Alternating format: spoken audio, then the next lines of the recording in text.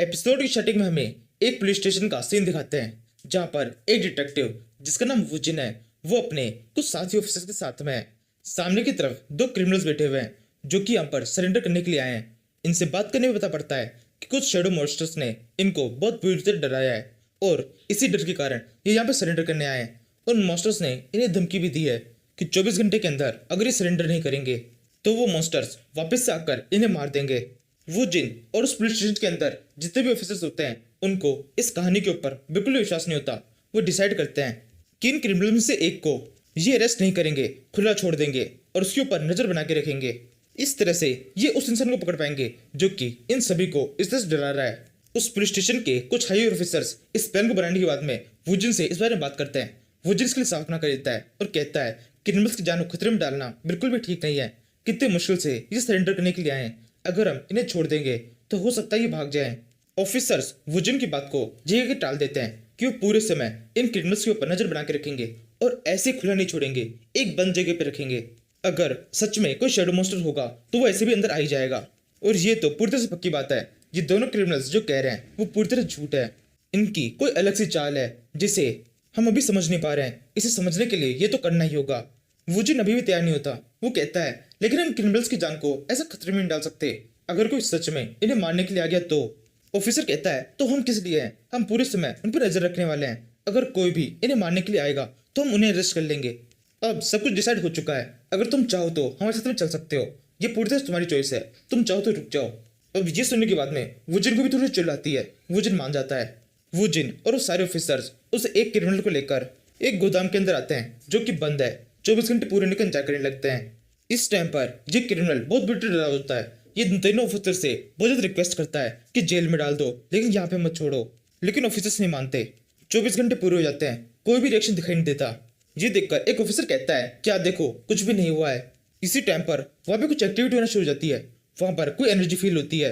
अचानक से एक शेडो का जोर से अटैक होता है जो सीधे उन दोनों ऑफिसर्स के ऊपर होता है।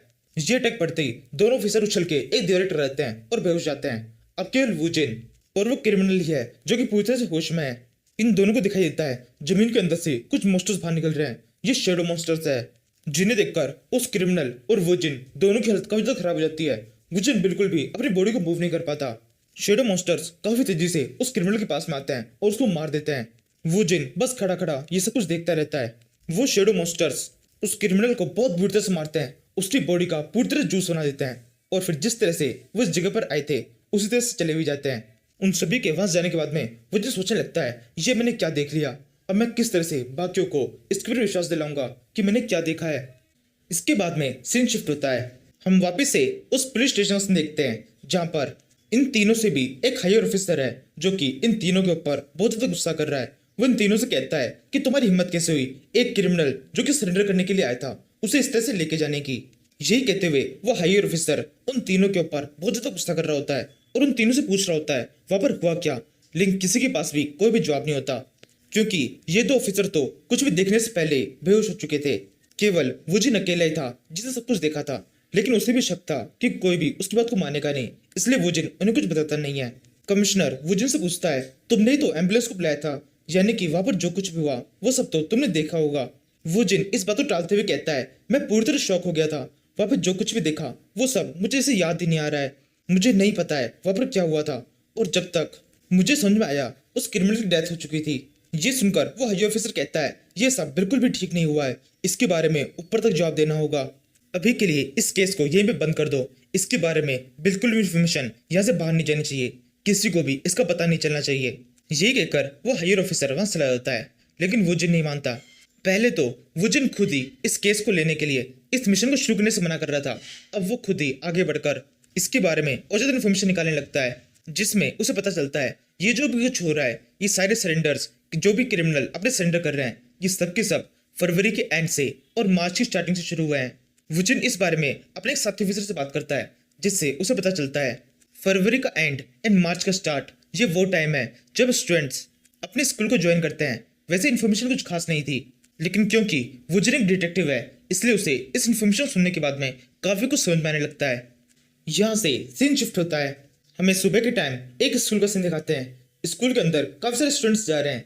इन्हीं स्टूडेंट में से एक है संजिन वू, सीरीज का मेन कैरेक्टर। संजिन वू ने इसी साल इस स्कूल के अंदर एडमिशन लिया है। संजिन वू के बारे में इस स्कूल का प्रिंसिपल और पीटीआई आपस में कुछ बातें चल रहे हैं। ये दोनों बात करते हुए डिसाइड कर रहे हैं कि किस किस को हिट लिस्ट के अंदर शामिल करना है। इस तरह से ये दोनों स्कूल के कुछ बदमाश बच्चों को अलग कर लेना चाहते हैं। इसी लिस्ट के अंदर संजिन वू का भी नाम है, क्योंकि संजिन वू 2 साल तक गायब था और अब 2 साल बाद में उसने वापस से अपने स्कूल को ज्वाइन किया है। स्कूल का प्रिंसिपल पीटीआई से इस लड़के संजिन वू से बात करने के लिए कहते हैं। पीटीआई फुल कॉन्फिडेंस में कहता है, आप बिल्कुल चिंता मत कीजिए, ये सभी लोग मुझे कोबरा ऐसे ही नहीं कहते। मैं एक बार इस लड़के से बात करूंगा और उसको सीधा कर दूंगा। यही कहते हुए वो पीटीआई, जिसका ओरिजिनल नेम मिस्टर पार्क है, ये उस ऑफिस से बाहर निकल जाता है। इसके बाद में हमें असेंबली का सीन दिखाते हैं, जहां पर संजिन वू भी खड़ा होता है। इसी टाइम पर पीटीआई पार्क इस जगह पहुंच जाता है। उसकी नजर सीधे संजिन वू की तरफ पड़ती है। वो संजिन वू की तरफ बढ़ने लगता है और सोचता है, आज इसका स्कूल के अंदर पहला दिन है, आज के दिन मैं इसे बुरी तरह से लतेड़ दूंगा। एक बार जब ये मुझसे डर जाएगा, तब उसके बाद में कोई भी हरकत करने से पहले 10 बार सोचेगा। ये कहते हुए वो पीटीआई संजिन वू के पास में आकर उसे कहता है, ए लड़के, तुम यहाँ देखो, तुम्हें पता नहीं है स्कूल यूनिफॉर्म में ग्लव्स अलाउड नहीं है, तुमने ग्लव्स पहन रखे हैं। ये सुनकर संजिन वू उस पीटीआई की तरफ देखता है और अब पीटीआई की हालत बहुत ज्यादा खराब हो जाती है। पीटीआई को संजिन वू के पीछे एक शेडो मोस्टर दिखाई देता है, जो कि किसी और को दिखाई नहीं दे रहा। उसे देखकर पीटीआई बहुत ज्यादा डर जाता है। वो बस किसी तरह से अपनी चीख को रोक देता है और पीछे की तरफ मुड़ जाता है और किसी दूसरे स्टूडेंट को भी चिल्लाने लगता है और सोचता है, ये अभी मैंने क्या देखा, क्या सच में वहां पर एक मॉन्स्टर था। यहाँ से सीन दोबारा शिफ्ट होता है। हम संजिन वू को उसकी क्लास के अंदर दिखते हैं। सभी स्टूडेंट्स आपस में बात कर रहे हैं। संजिन वू अपने अलग अपने टेबल में बैठा हुआ है। तभी उसके पास में एक लड़का आता है, जिसका नाम योन गिल है। इन दोनों के बीच में बात चल रही होती है। तभी वहां पर क्लास के कुछ बदमाश लड़के आ जाते हैं और संजिन वू को परेशान करने के लिए उसके ग्लव के बारे में बात करने लगते हैं और जबरदस्ती उसे ग्लव उतारने के लिए कहते हैं। संजिन वू उसके लिए मना करता है। संजिन वू के पास में जितने मॉन्स्टर होते हैं वो बहुत गुस्सा करने लगते हैं। संजिन वू अपने मॉन्स्टर को शांत करता है और जब वो स्टूडेंट्स ज्यादा जिद करते हैं, तब संजिन वू अपना ग्लव उतार देता है। संजिन वू के हाथ की हालत काफी ज्यादा खराब होती है। उसके हाथ के ऊपर काफी ज्यादा घाव लगे होते हैं, जो कि संजिन वू की फाइनल फाइट के अंदर हुए होते हैं। काफी सारे घाव थे जो कि कम हो गए, लेकिन हाथ के घाव वैसे की वैसे ही रह गए। हाथ के इन घावों को देखकर उन स्टूडेंट्स को भी काफी ज्यादा अजीब सा लगता है। वो संजिन वू से वापस से उसे ग्लव पहनने के लिए कहते हैं और ग्लव उतारने के लिए मान जाने के लिए संजिन वू के ऊपर गुस्सा करने लगते हैं और वहां से जाने लगते हैं। इसी टाइम पर संजिन वू की एक एंड शेडो मॉन्स्टर उन लड़कों के शेडो के अंदर घुस जाती है और उन्हें परेशान करने के लिए उनमें से एक को जमीन पर गिरा देती है, जिसके साथ ही सबके सब जमीन पर गिर जाते हैं। उस क्लास के आसपास में जो बाकी के स्टूडेंट्स होते हैं वो सबके सभी सब देख लेते हैं और उनके ऊपर जोर से हंसने लगते हैं। शेडो मॉन्स्टर वापस से संजिन वू के पास पहुंच जाता है। इसके बाद में अगले सीन में संजिन वू और योन गिल एक कॉरिडोर के अंदर घूमने लगते हैं। योन गिल संजिन वू को कोई क्लब ज्वाइन करने के लिए कहता है। संजिन वू ने पहले ही एक क्लब को ज्वाइन करने के बारे में सोच रखा होता है, जो कि है ट्रैक फील्ड क्लब। इसके बाद में संजिन वू इस क्लब की ज्वाइनिंग के लिए जाने लगता है। योन गिल भी संजिन वू के साथ होता है। ये दोनों क्लब कैप्टन टियांग वुंग से बात करने लगते हैं। टियांग वुंग कहता है, क्या तुम दोनों इस क्लब को ज्वाइन करना चाहते हो? संजिन वू कहता है, नहीं, मैं अकेला ज्वाइन करूंगा। इसी टाइम पर उस क्लब के बाकी मेंबर्स आ जाते हैं और संजिन वू से कहने लगते हैं, वैसे अभी के टाइम पर हमें किसी भी नए मेंबर की जरूरत नहीं है। तभी क्लब कैप्टन संजिन वू से पूछता है, क्या तुम एक एथलीट हो? संजिन वू कहता है, नहीं। कैप्टन कहता है, क्या तुम्हारे पास में ट्रैक फील्ड का, रनिंग का किसी भी तरह का एक्सपीरियंस है? संजिन वू इसके लिए पूरी तरह से मना कर देता है। ये सुनकर बाकी क्लब मेंबर्स संजिन वू के ऊपर बहुत ज्यादा गुस्सा करने लगते हैं। वो से कहने लगते हैं, तुम क्या सोच के यहाँ पर आ गए हो? तुम्हारे पास में ना तो एक्सपीरियंस है और ना ही तुम एक एथलीट हो, तुम्हें इस क्लब में ऐड नहीं किया जाएगा। इसी टाइम पर हमें पता पड़ता है संजिन वू के लिए इस क्लब को ऐड करना बहुत जरूरी है। वो ये सब एक लड़की के लिए कर रहा है, जो कि हाई रैंकिंग हंटर बनने से पहले एक ट्रैक फील्ड स्टार थी। इसी टाइम पर बाकी के मेंबर्स संजिन वू को वहां से भागने लगते हैं। तभी एक दूसरा मेंबर उसे रोकता है और फिर संजिन वू से कहने लगता है, जैसा कि अभी हमने कहा, हमारे क्लब के अंदर बिल्कुल भी जगह नहीं है, लेकिन फिर भी क्योंकि तुम यहाँ पर आए हो, इसलिए हम तुम्हें एक मौका देना चाहते हैं। तुम्हें इस क्लब के अंदर अपनी जगह खुद से बनानी होगी। उस लड़की की तरफ देख रहे हो, वो लड़का हमारे क्लब का सबसे स्लो रनर है। अगर तुम उसे रेस के अंदर हरा देते हो तो तुम इस क्लब के अंदर एंटर कर सकते हो, और वहीं अगर इस रेस के अंदर तुम हार जाते हो तो तुम्हें 1 महीने तक हमारे कपड़े धोने का काम करना होगा, और जिसके तुम्हें बिल्कुल भी पैसे नहीं मिलेंगे। संजिन वू बिना कुछ सोचे इसके लिए हाँ कह देता है। इसके बाद में हमें उस पीटीआई को दिखाते हैं, जिसकी हालत अब थोड़ी ठीक है। उस पीटीआई के पास में एक दूसरी टीचर उसकी हालत पूछने के लिए आती है। पीटीआई खड़ा होकर खिड़की से बाहर झांकने लगता है। उसे दिखाई देता है संजन वू एक रेस में भाग रहा है, जिसे देखकर उस पीटीआई को बिल्कुल भी अच्छा नहीं लगता। पीटीआई जल्दी से ट्रैक फील्ड क्लब के एक मेंबर को वहां बुलाता है और उसे पूछता है ये सब क्या हो रहा है। ये लड़का संजन वू तुम्हारे क्लब के स्टूडेंट के साथ में रेस क्यों कर रहा है। वो क्लब मेंबर बताता है ये लड़का ट्रैक फील्ड कैंप को ज्वाइन करना चाहता है। इस क्लब को ज्वाइन करने से पहले हमारे मेंबर्स ने इसका एक टेस्ट लेने का सोचा और इसके साथ में एक रेस रखी। रेस तो ये जीत चुका है, अब हम चेक कर रहे हैं इसके अंदर कितना स्टेमिना है। अब तक ये लड़का इस पूरे ग्राउंड के 20 से ज्यादा चक्कर लगा चुका है और अभी भी नहीं थका। ये सुनकर उस पीटीआई के मन में भी संजीवू को लेकर थोड़ी रेस्पेक्ट आने लगती है। वो सोचने लगता है यानी कि मैं ही इसके बारे में गलत सोच रहा था और वो अजीब सा मॉन्स्टर वो भी मैंने गलत ही देखा था, मेरे कोई गलतफहमी हो गई होगी। कहते हुए वो पीटीआई वापस से संजन वू की तरफ देखता है और इस बार जैसे ही संजन वू को देखता है उसकी हालत वापस से खराब हो जाती है। उसको वापस से संजन वू के पीछे वो शेडो मॉन्स्टर दिखाई देने लगते हैं। इसी टाइम पर एक शेडो मॉन्स्टर उस खिड़की के एकदम पास में आ जाता है और हु करके उस पीटीआई को बहुत बुरी तरह डरा देता है। ये देखकर उस पीटीआई की हालत काफी ज्यादा खराब हो जाती है। वो बेहोश होकर जमीन पे गिर जाता है। उस पीटीआई के साथ में जो क्लब मेंबर होता है वो पीटीआई को जगाने की कोशिश करता है। उससे पूछता है सर आपको क्या हुआ। पीटीआई के होश इस टाइम पे पूरी तरह से उड़ चुके होता है। उसके पास में कहने के लिए कुछ भी नहीं होता। इसी दिन हम शाम का सीन देखते हैं। वो जिन अपने एक साथी ऑफिसर के साथ में एक रेस्टोरेंट के अंदर आया हुआ है। वैसे तो ये दोनों केवल मजे करने के लिए यहाँ पर आए, लेकिन बातें शुरू हो जाती है जिसमें वुजिन अपने साथी ऑफिसर को उस क्रिमिनल के बारे में बताता है जिसे वुजिन के सामने एक शेडो मॉन्स्टर ने मार दिया था। वो शेडो मॉन्स्टर एक एंट जैसा था जो कि बहुत ज्यादा खतरनाक था। वुजिन की ये सारी बातें गलती से पीटीआई पार्क सुन लेता है जो कि उस टाइम पर उसी रेस्टोरेंट के अंदर था। वो खड़ा होकर वुजिन से कहने लगता है अब किसी एंट मॉन्स्टर की बात कर रहे थे, क्या वो एंट मॉन्स्टर दिखने में ऐसा था जैसे किसी एंट की बॉडी किसी ह्यूमन की बॉडी के साथ मर्ज हो गई हो। इसके बाद में वुजिन और पीटीआई पार्क के बीच में जो बातें होती है वो हमें नहीं पता जाती। सीन शिफ्ट हो जाता है। हमें अगले दिन का सीन दिखाते हैं। ट्रैक फील्ड क्लब के सभी मेंबर्स एक प्रैक्टिस रेस के अंदर भाग रहे हैं। इस क्लब के अंदर संजिन वू के साथ में योन गिल ने भी ज्वाइन कर लिया है और उसकी हालत काफी ज्यादा खराब है। वो हाफते हुए उस दौड़ के अंदर भाग रहा है। संजिन वू से योन गिल की यह हालत देखी नहीं जाती। वो जल्दी से अपने एक शेडो मॉन्स्टर जिसका नाम बेलियन है उसे कुछ इशारा करता है। बेलियन जल्दी से योन गिल की शेडो के अंदर चला जाता है। उसके ऐसा करते ही योन गिल की रफ्तार बहुत ज्यादा बढ़ जाती है।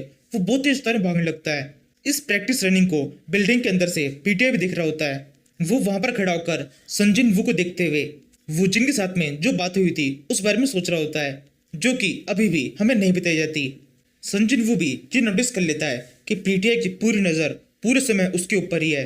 बेलियन संजिन वू से कहता है क्या करना चाहिए इसका, आप कहो तो मैं एक ही बार में इसकी पूरी याददाश्त भुला देता हूँ, उसके बाद में इससे कोई भी दिक्कत नहीं होगी।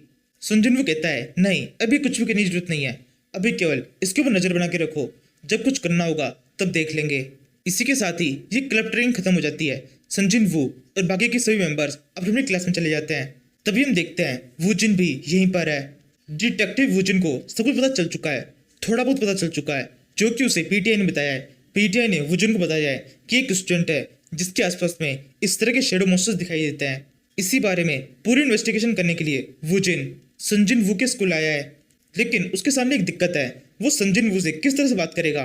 वो सीधे जाकर संजिन वू से ये तो नहीं कह सकता कि तुमने किसी एंट मॉन्स्टर को देखा है जो कि किसी इंसान से दिखाई देता है। अगर वुजिन ने संजिन वू से इस तरह से बात की तो संजिन वू वुजिन को पागल समझ सकता है। यही सब अच्छे से सोचने के बाद में वुजिन एक पूरी स्क्रिप्ट तैयार करके संजिन वू से बात करने के लिए जाता है। वो सीधे संजिन वू की क्लास में पहुंच जाता है, क्लास को रुकवाता है और चलती क्लास में से संजिन वू को बाहर बुला लेता है, जिससे पूरी क्लास के अंदर संजिन वू का एक अलग ही डेमो बन जाता है। सभी स्टूडेंट सोचने लगते हैं इस लड़के को एक पुलिस ऑफिसर बुलाने के लिए आया है, यानी कि ये लड़का बहुत खतरनाक है। इसके बाद में संजिन वू उस क्लास से बाहर आ जाता है। डिटेक्टिव और संजिन वू के बीच में कुछ बातें होती है। डिटेक्टिव संजिन वू को एक तस्वीर दिखाता है जो कि उस एंट मॉन्स्टर की होती है। वुजिन संजिन वू से पूछता है इस मॉन्स्टर को हमने किसी से तैयार करवाया है, क्या तुमने ऐसा कुछ कभी देखा है। संजिन वू कहता है हाँ देखा है। ये सुनकर वुजिन बहुत एक्साइटेड हो जाता है और पूछता है कहाँ पर देखा है, जल्दी मुझे जल्दी बताओ, एक सेकंड भी मत रुकना, ये केस बहुत ज्यादा इंपॉर्टेंट है। ये कहने के बाद में वुजिन थोड़ा सा शांत करता है और फिर एकदम नॉर्मली संजिन वू से पूछता है मुझे पता है मैं इतना एक्साइटेड हो गया, तुम थोड़ा सा डर गए होंगे, मैं एकदम नॉर्मली पूछता हूँ क्या तुमने इसे कहीं देखा है। संजिन वू कहता है हाँ मैंने इसे देखा है। वुजिन कहता है कहाँ पर। संजिन वू कहता है एक टीवी शो में छोटे बच्चों का एक कार्टून आता है जिसके अंदर मैंने इस कैरेक्टर को देखा था। ये सुनकर वुजिन का मुंह उतर जाता है।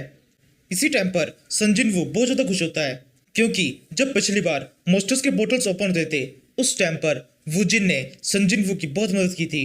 जब संजिन वू इस टाइम पर वुजिन को देखता है तो एक बार के लिए उसके मन में आता है कि इसको सब कुछ बता देते हैं, लेकिन फिर संजिन वू खुद को रोक देता है। वुजिन वहां जाने लगता है। संजिन वू कहता है आपको बस इतनी बात करनी थी। वुजिन कहता है हाँ बस इतनी करनी थी। संजिन वू कहता है ये तस्वीर जो कि आपके पास में है ये मुझे दे दीजिए, मैं कुछ लोगों को जानता हूँ जो कि इसे देखकर बहुत खुश हो जाएंगे। ये सुनकर वुजिन उस तस्वीर को संजिन वू को देखकर वहां से चला जाता है। वुजिन के वहां जाने के बाद में संजिन वू से उसका एक शैडो मोस्टर पूछने लगता है आपने इसको सब कुछ बताया क्यों नहीं।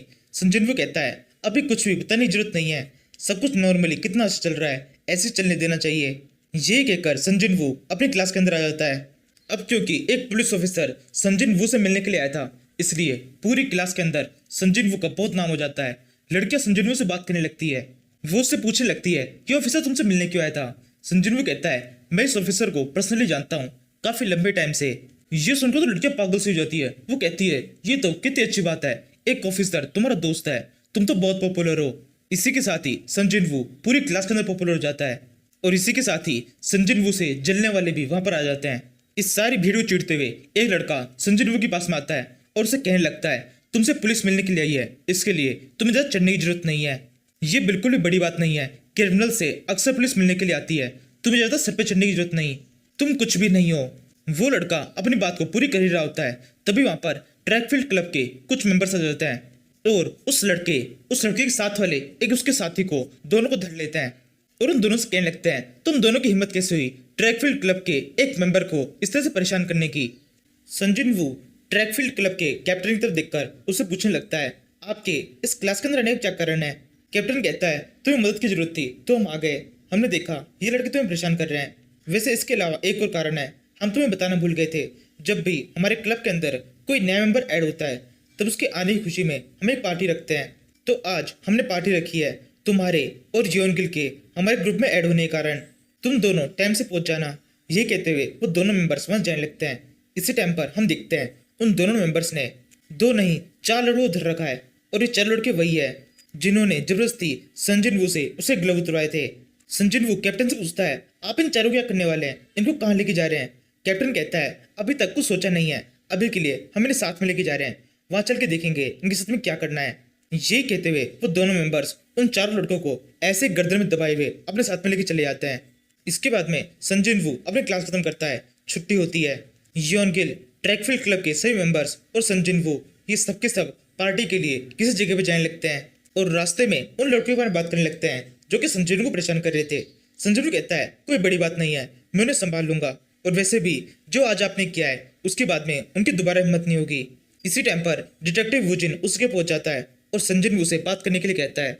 ये सुनकर संजिन वू उस डिटेक्टिव के साथ में रुक जाता है। जियोन गिल और क्लब के सारे मेंबर्स आगे बढ़ जाते हैं। क्लब का कैप्टन संजिन वू से कहता है ज्यादा देर मत लगाना, तुम्हारा दोस्त जियोन गिल हमारे साथ में है, ये हमारे पास में बंदी रहेगा जब तक तुम आओगे नहीं, इसे छुड़ाना है तो सही टाइम में पार्टी में पहुंच जाना। यही कहते हुए कैप्टन मजाक मजाक में जियोन गिल को अच्छे से दबाकर वहां से लेके जाने लगता है। संजिन वू डिटेक्टिव वुजिन से कहता है मेरे को बहुत जरूरी काम है, आप देख रहे हो इन्होंने मेरे लिए पार्टी ऑर्गेनाइज की है, मेरे को जल्दी से जाना है, आपको क्या बात करनी है वो जल्दी से कीजिए। तभी वुजिन एकदम से कुछ कहता है जिसे सुनते ही संजिन वू बहुत चौंक जाता है। वुजिन कहता है संजिन वू चाहिए तुम ही हो, मुझे सब कुछ पता चल चुका है। इसके बाद में हमें एक फ्लैशबैक दिखाते हैं।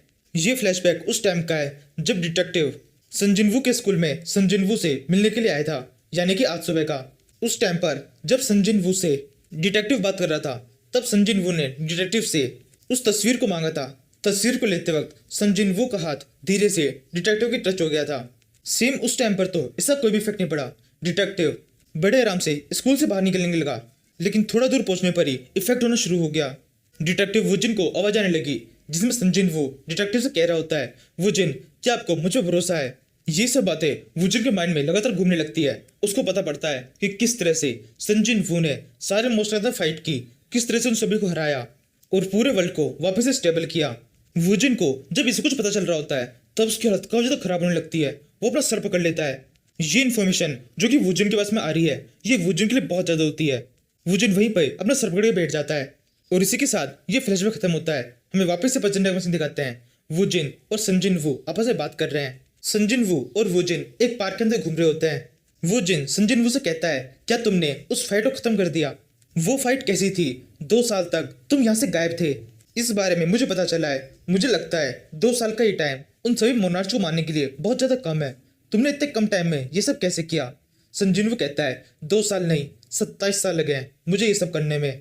वूजिन कहता है, क्या तुम्हें कभी भी इस सब पे रिग्रेट होता है? संजिन वू कहता है, नहीं कभी रिग्रेट नहीं होता, क्योंकि कभी भी मेरे पास चॉइस नहीं थी, ये सब कुछ करना जरूरी था।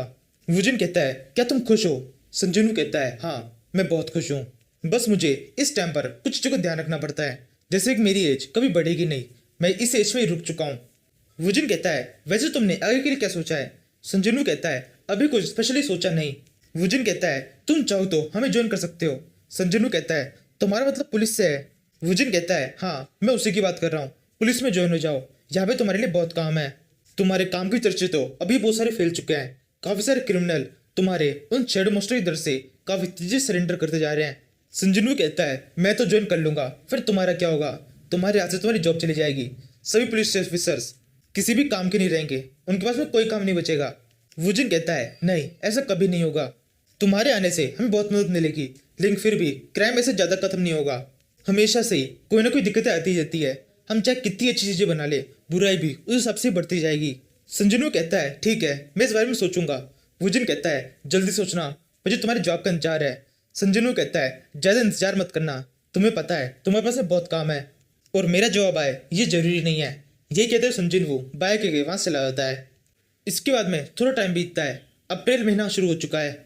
इस महीने के अंदर काफी सारी चीजें होने वाली है, जो कि शुरू होती है डेजर्ट के अंदर एक दुर्घटना के साथ में। एक आदमी है जो कि डेजर्ट के अंदर घूम रहा है, उसे कुछ दिखाई देता है, वो जल्दी से इमरजेंसी नंबर पे कॉल कर देता है और कहता है, मुझे यहाँ पर कुछ खतरनाक सा दिखाई दे रहा है। उस इमरजेंसी कॉल को एक गर्ल उठाती है और वो कहने लगती है, आपको क्या दिखाई दे रहा है, साफ साफ बताइए। रेगिस्तान के अंदर जो आदमी होता है वो कहने लगता है, मेरे सामने एक चीज है जो कि टूट गई है, उसके अंदर बहुत बुरी तरह से क्रैक पड़ गए हैं, ये जो मुझे दिखाई दे रहा है ये बहुत खतरनाक है, मैं तो ठीक तरह से एक्सप्लेन भी नहीं कर पा रहा। कॉल गर्ल कहती है, इमरजेंसी कॉल पे जिस लड़की ने फोन उठाया है वो लड़की कहती है, प्लीज हमें साफ साफ बताइए आप क्या दिखाई दे रहे हैं, क्या वहां पर कोई बिल्डिंग है जो टूटने वाली है? रेगिस्तान के अंदर आदमी बोलता है, नहीं यहाँ पर कोई बिल्डिंग नहीं है, यहाँ पर आसमान है, आसमान के अंदर क्रैक पड़ गए हैं, मैं क्या कह रहा हूँ और मैं क्या देख रहा हूँ इन दोनों के ऊपर ही मुझे विश्वास नहीं हो रहा है। इसके बाद में हम उस आसमान को देखते हैं, आसमान के अंदर सच में क्रैक पड़े हुए हैं। ये सब जो कुछ भी हो रहा है इसकी सारी इन्फॉर्मेशन संजिन वू के पास में पहुंच जाती है। ये पता चलते ही संजिन वू एक रूलर से मिलने के लिए जाता है और उससे पूछता है, क्या इस सब के पीछे तुम्हारा हाथ है? रूलर्स कुछ कर रहे हैं जिसका ये साइड इफेक्ट है। संजिन वू के सामने जो रूलर बैठा होता है वो कहता है, नहीं इसमें रूलर्स का किसी भी तरह से हाथ नहीं है, वैसे देखा जाए तो ये तुमसे कनेक्टेड है, एक नए तरह का जीव हमारी तरफ आ रहा है, ये एक नए तरह का खतरा है। अब तक कई बार रीइंकार्नेशन हुआ है, लेकिन इस बार जो रीइंकार्नेशन हुआ था वो सबसे ज्यादा अलग था। इसी अलग रीइंकार्नेशन की वजह से एक अलग तरह का खतरा है। इस खतरे का नाम है टाइटन्स। टाइटन्स बहुत बड़े बड़े जीव है जो कि बहुत खतरनाक है। संजुनू कहता है, तुमसे सुनकर ऐसा लग रहा है ये बिल्कुल भी फ्रेंडली नहीं है। रूलर कहता है, तुम सही कह रहे हो, बिल्कुल भी नहीं है। अर्थ के ऊपर टाइटन्स का आना बिल्कुल ही अलग है। अब तक जितनी बार भी रीइंकार्नेशन हुआ है कभी भी टाइटन्स इस तरफ नहीं आए हैं। नॉर्मल केसेस में टाइटन्स हमारे वर्ल्ड के ऊपर अटैक करते थे, लेकिन इस बार मुबारक हो, टाइटन्स अर्थ के ऊपर अटैक करने वाले हैं और ये तुम्हारी वजह से हो रहा है। तुमने जो भी बदलाव किए हैं इसी वजह से टाइटन्स का टारगेट भी बदल गया है, अब उनका टारगेट अर्थ है। संजुनू कहता है, यानी ये सब कुछ मेरी वजह से हो रहा है। रूलर कहता है, हाँ। संजुनू कहता है, यानी कि इस सबसे मुझे ही निपटना होगा। रूलर कहता है, नहीं ऐसा नहीं है, तुम्हें अकेले नहीं निपटना होगा, हम अपनी आर्मी को तुम्हें मदद करने के लिए भेजेंगे, टाइटन्स का पूरी तरह सफाया हो जाएगा। संजुनू कहता है, नहीं ऐसा कुछ भी करने की जरूरत नहीं है, आप लोग बहुत स्लो हैं, मुझे याद है पिछली बार कितना टाइम लगा था, अब जो कुछ भी हो रहा है उसे मैं खुद ही संभाल लूंगा। इसके बाद में हम उस रेगिस्तान में देखते हैं, पूरी आर्मी को वहां पर तैनात किया गया है, पूरे एरिया को सील कर दिया गया है। साइंटिस्ट की एक टीम को बुलाया गया है जो कि पता लगाने की कोशिश कर रही है आसमान के अंदर ये क्रैक किस कारण से हैं। अभी के टाइम पर आर्मी को ऐसा लगता है इस क्रैक से होते हुए एलियंस अर्थ के ऊपर आने वाले हैं, इसीलिए आर्मी ने इस जगह पर अपने काफी सारे वेपन्स मंगाए हैं, जिन्हें देखकर जनरल बहुत खुश है। वो सोच रहा है कि अगर कोई भी इस क्रैक से होते हुए इस वर्ल्ड के अंदर आएगा तो इन वेपन्स की मदद से उन्हें बड़ी आसानी से मार दिया जाएगा। जनरल इतना सोचता ही है कि तभी वहां पर कुछ अजीब सा होने लगता है। वो सारे टैंक्स जितने वेपन्स आर्मी लेके आई होती है वो अपने आप ही हवा में उड़ने लगते हैं। जी देखकर सभी सब चौंक जाते हैं, किसी को समझ में नहीं आता रहा ये सब क्या हो रहा है और कौन कर रहा है। हम देखते हैं ये सब कुछ संजिनवू कर रहा है। संजिनवू ने दूर से इस आर्मी के ऊपर नजर बनाए रखी है। संजिनवू कहता है इस फाइट के अंदर इन टैंक्स का कुछ भी काम नहीं है, टेंटन्स के खिलाफ ये कुछ भी नहीं कर पाएंगे। ये फाइट पूरी तरह से मेरी है जिसे मुझे ही खत्म करनी होगी। एक मोनार्च जो कि एक हंटर है, ये कहते हुए संजिनवू अपने दूसरे स्किल यूज करता है जिससे उस जगह पर काफी सारी तलवारें और ब्लेड्स दिखाई देने लगती है और इसी के साथ पहले स्किल को यूज करना बंद कर देता है जिससे वो सारे वेपन्स, टैंक्स, आर्मी के वो सब के सब एक साथ जमीन पे गिर जाते हैं। जनरल अभी भी बहुत ज्यादा चौंका होता है। वो आसमान की तरफ देखता है, आसमान के अंदर रिएक्शन काफी ज्यादा तेज हो गए हैं।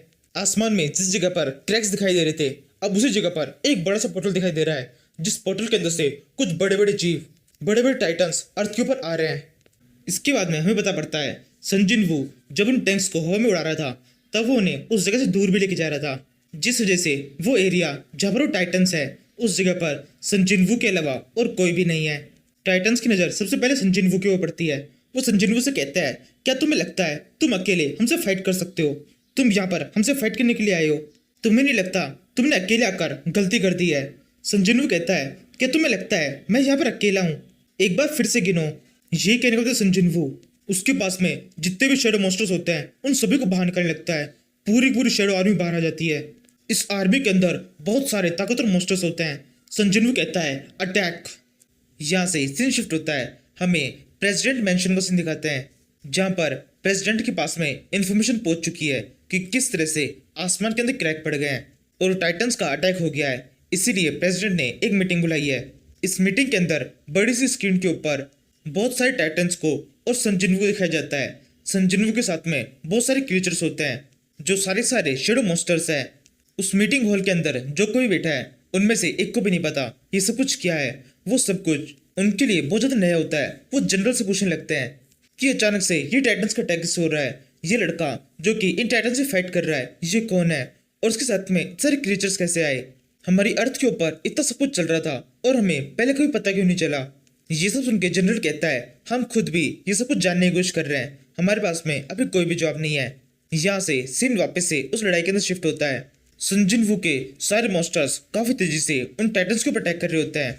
मॉन्स्टर्स का ये अटैक बहुत ज्यादा खतरनाक होता है, चारों तरफ धमाके हो रहे होते हैं, काफी तेजी से टाइटन्स मर रहे होते हैं। एक तरफ सभी मॉन्स्टर्स उन टाइटन्स के ऊपर अटैक कर रहे हैं, वहीं दूसरी तरफ संजिनवू भी अपने तरीके से उन टाइटन्स के ऊपर अटैक कर रहा है। संजिनवू के पास में बहुत सारी उड़ती हुई तलवारें हैं जिनकी मदद से संजिनवू पीछे रहते हुए उन टाइटन्स के ऊपर काफी तेजी से अटैक करता जा रहा है। उन सभी टाइटन्स में से एक टाइटन जो सबसे ज्यादा ताकतवर होता है उसके ऊपर संजिनवू जब अपनी तलवारों से अटैक करता है तब वो टाइटन अपनी बॉडी को बहुत ज्यादा हार्ड कर लेता है। वो सारी ब्लेड्स में से एक भी उस टाइटन की बॉडी के अंदर घुस नहीं पाती। वो टाइटन चिल्लाते हुए संजिनवू से कहने लगता है तुम्हारी ये ब्लेड्स बिल्कुल बेकार है, ये मेरे ऊपर असर नहीं करेगी। ये सुनकर संजिनवू जोर से चलता है और फिर कहता है तुम्हारे लिए मेरे पास में कुछ अलग है। ये कहने के बाद संजिनवू अपने शेडो क्लो स्किल का यूज करता है जिससे वहां पर एक बहुत बड़ा क्लो बन जाता है जिसका साइज उस टाइटन के साइज से भी ज्यादा बड़ा होता है। संजिनवू के इस बड़े से हाथ के सामने वो टाइटन बिल्कुल भी नहीं टिक पाता। जैसे ही हाथ बढ़ता है टाइटन जमीन पे गिर जाता है। वहां चारों तरफ धूल छाई होती है। तभी धूल में से आवाज आती है, हमें बिल्कुल भी नहीं लगा था इस छोटे से प्लेनेट के ऊपर इतना ताकतवर जीव हो सकता है। हमने तुम्हारे ग्रह के ऊपर रिसर्च की है जिससे हमें पता पड़ा है तुम्हारे ग्रह के ऊपर जिसका साइज ज्यादा बड़ा होता है उसे ज्यादा ताकतवर समझा जाता है। और वहीं दूसरी तरफ टाइटन्स में ये चीज अलग होती है, जो सबसे ज्यादा ताकतवर टाइटन्स होते हैं वो अपनी बॉडी को श्रिंक कर सकते हैं, अपनी बॉडी को छोटा करके वो अपनी सारी एनर्जी को फाइट के अंदर यूज कर सकते हैं। मैं उन्हीं ताकतवर टाइटन में से एक हूँ, मेरा सामना तुम किस तरह से करोगे? अब मैं अपने सेकंड ग्रुप में आ चुका हूँ जिसमें मैं अपनी फुल फोर्स को यूज करूंगा। अब तक तुमने जो फाइट देखी है वो तो कुछ भी नहीं है, असली फाइट अब शुरू होगी। वो छोटे टाइटन ये कह ही रहा होता है तभी उसके ऊपर संजिनवू के 3-4 मॉन्स्टर्स का अटैक हो जाता है। वो तीनों चारों मॉन्स्टर्स काफी तेजी से उस टाइटन को मारते जाते हैं। उनमें से एक संजिनवू से कहता है आपकी बातें कुछ ज्यादा लंबी चल रही थी जिसे सुनने में बिल्कुल मजा नहीं आ रहा था, तो हमने इसके ऊपर अटैक कर दिया, गलत तो नहीं किया? संजिनवू कहता है नहीं बिल्कुल सही किया, इसके साथ में वैसे भी ऐसा ही करना था, खत्म कर दो इसे पूरी तरह से इस फाइट को जीत जाओ। संजिनवू के इतना कहने के साथ ही अटैक्स और भी ज्यादा तेज कर दिए जाते हैं। इसके बाद में हमें वापस से उस मीटिंग एरिया का सीन दिखाते हैं।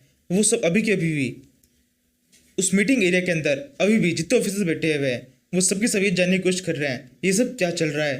प्रेसिडेंट तो हाथ खड़े कर देता है, वो कह देता है मुझे नहीं पता यहाँ पर क्या चल रहा है और अगर हमें पता लगाना है तो मुझे ये पता है कि कौन हमारी मदद कर सकता है। इस सब के बारे में हमें उससे बात करनी होगी, उसे जरूर से कुछ ना कुछ पता होगा। प्रेसिडेंट के इतना कहने के साथ ही हमें एक लड़की की फोटो दिखाई देती है पीछे की साइड से, जिसे देखकर ही आधे बंदों को समझ में आ चुका होगा ये तस्वीर किसकी है। अब बाकी आधे लोग जो कि मेरे जैसे हैं, जिनको नहीं पता चला ये कौन है, उन्हें ये अगले एपिसोड में पता चलेगा।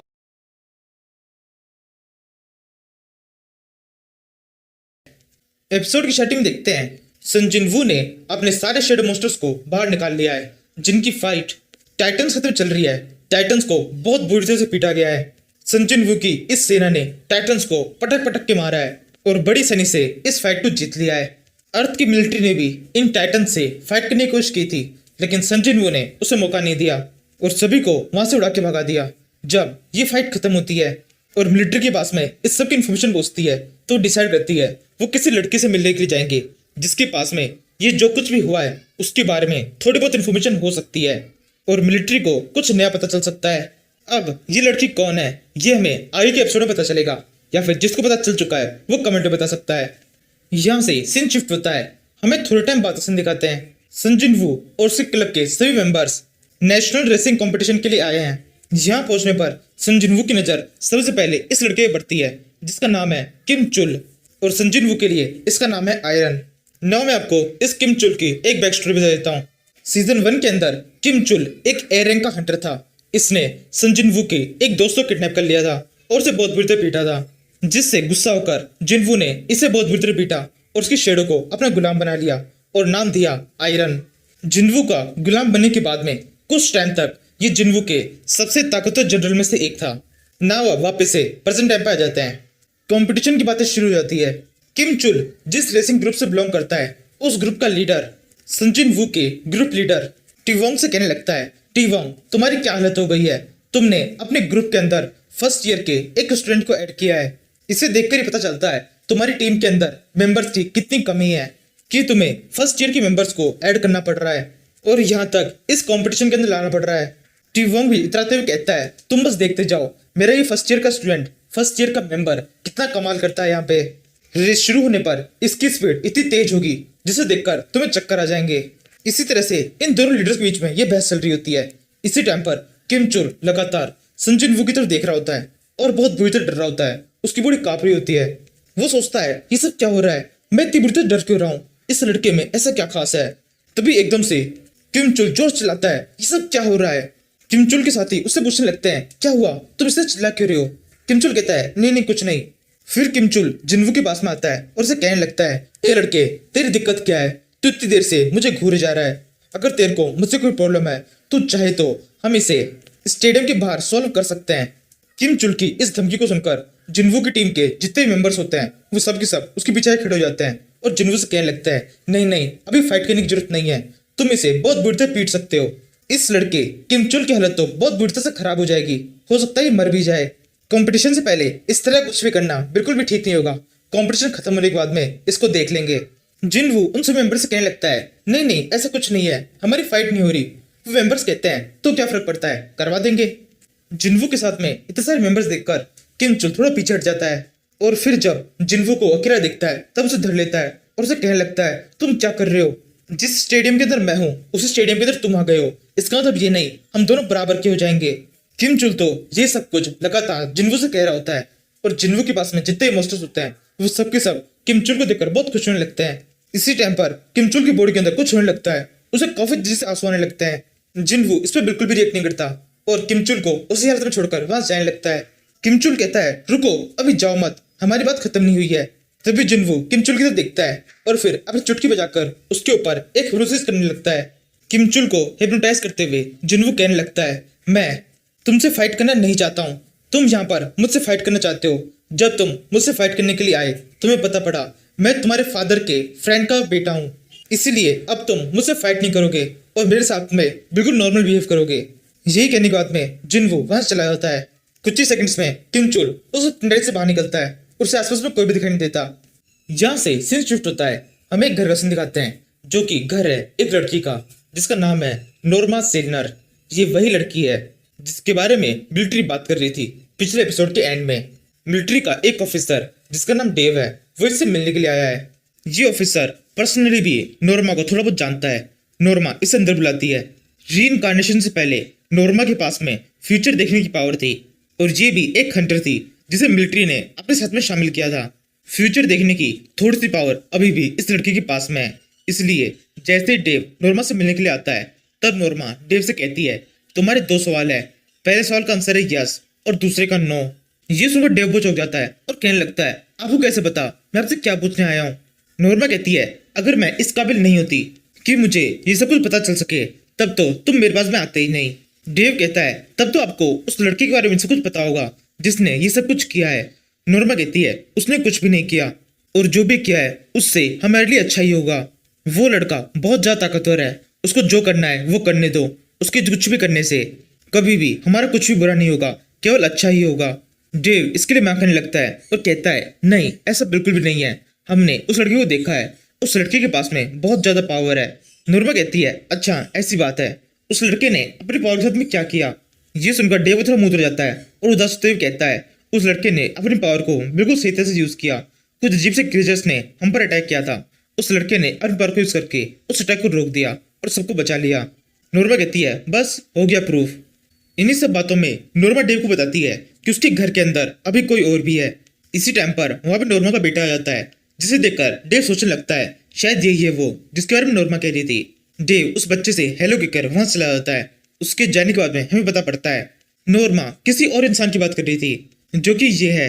इसका नाम हमें अभी नहीं बताया जाता है, तो जब इसका नाम बताया जाएगा तभी इसकी रीइंकार्नेशन से रिलेटेड हिस्ट्री बताऊंगा।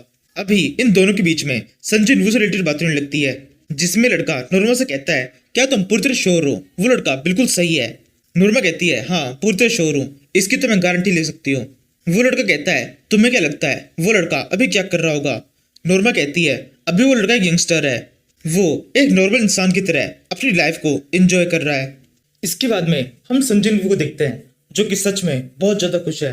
उसके सामने एक लड़की है जिससे मिलने के लिए संजय न्यू ने ट्रैक फील्ड क्लब को ज्वाइन किया था। इस लड़की का नाम है चाउ हे इन, हम इसको केवल हेन बोलेंगे। अब हेन वो लड़की है जो कि संजय न्यू की गर्लफ्रेंड थी।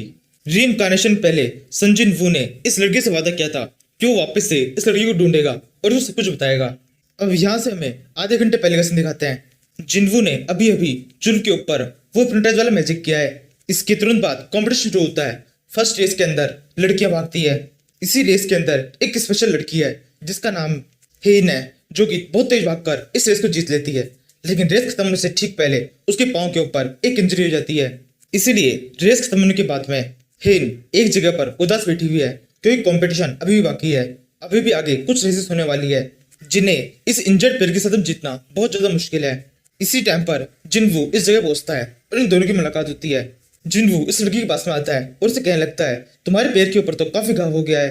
ये कहते हुए जिनवू अपने हाथ को उस लड़की के पाँव की तरफ बढ़ाता है। लड़की बिल्कुल भी जिनवू को रोकती नहीं है।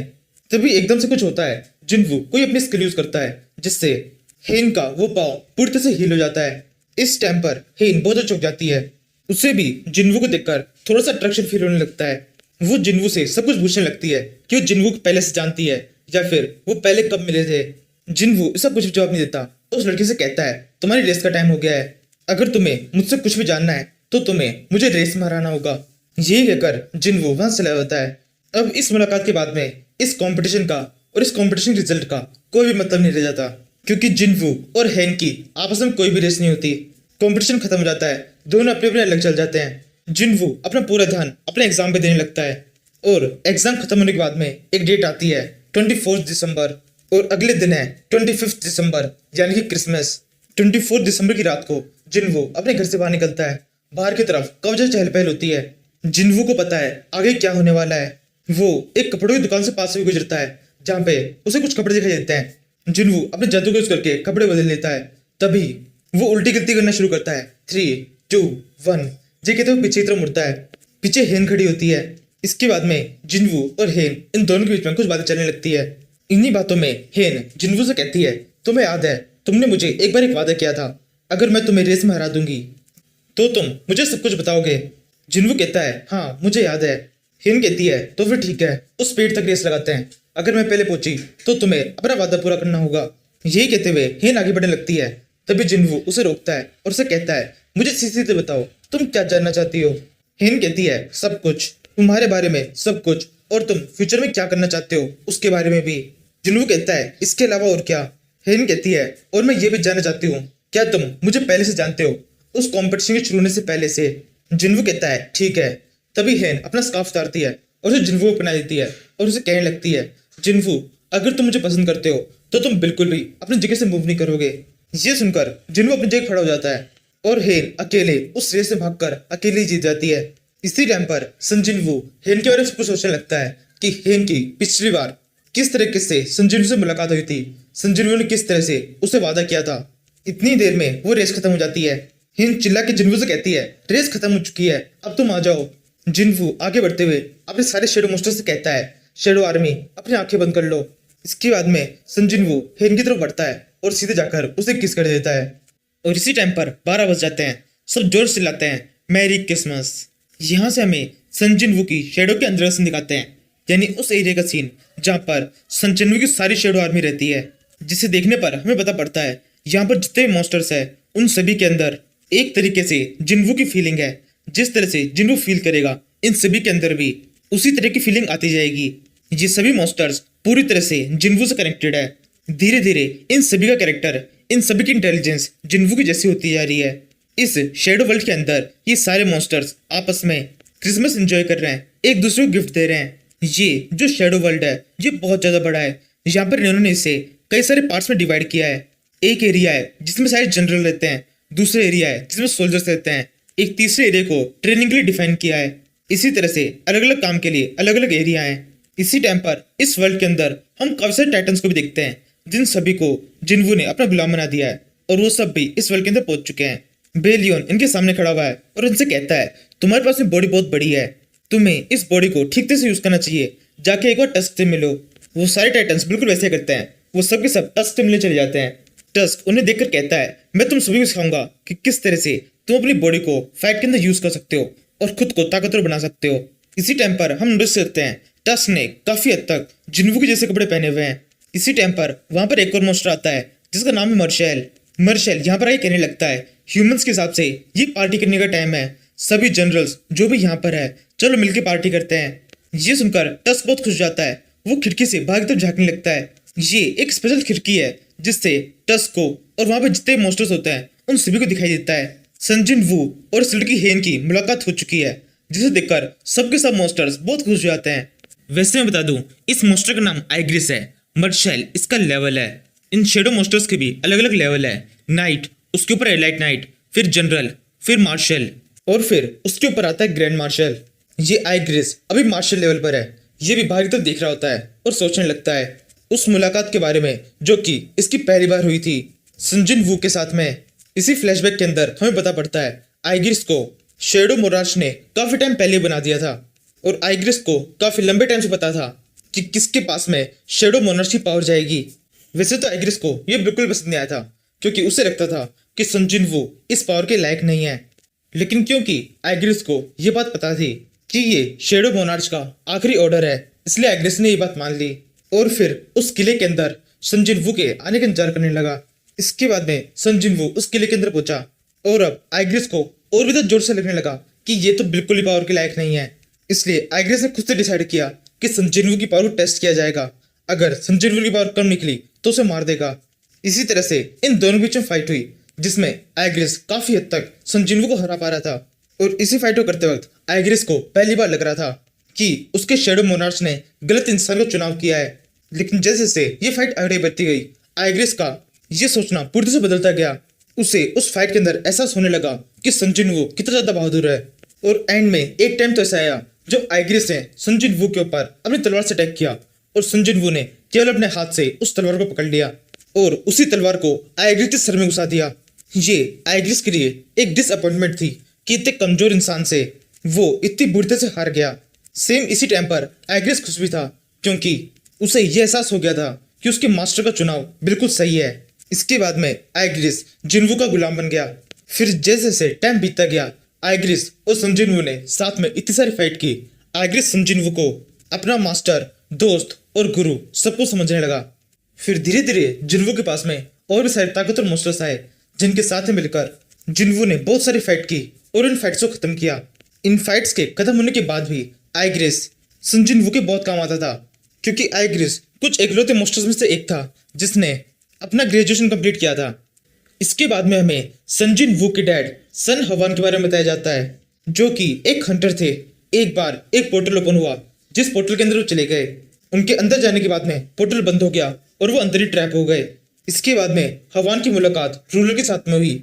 रूलर्स ने हवान को काम दिया शेडो मोनार्च को प्रोटेक्ट करने का, और साथ में उन्हें कुछ पावर्स भी दी।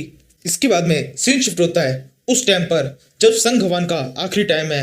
संग हवान के सामने उनका बेटा संग जिन वू खड़ा है, और अभी 30 सेकंड के अंदर हमने जो कुछ भी देखा वो सब कुछ संग हवान अपने बेटे को सुना रहा है। ये पूरी कहानी सुनने के बाद में हवान रोने लग जाता है और अपने बेटे से माफी मांगने लगता है। जिनवू कहता है, क्या आपने मुझे याद किया?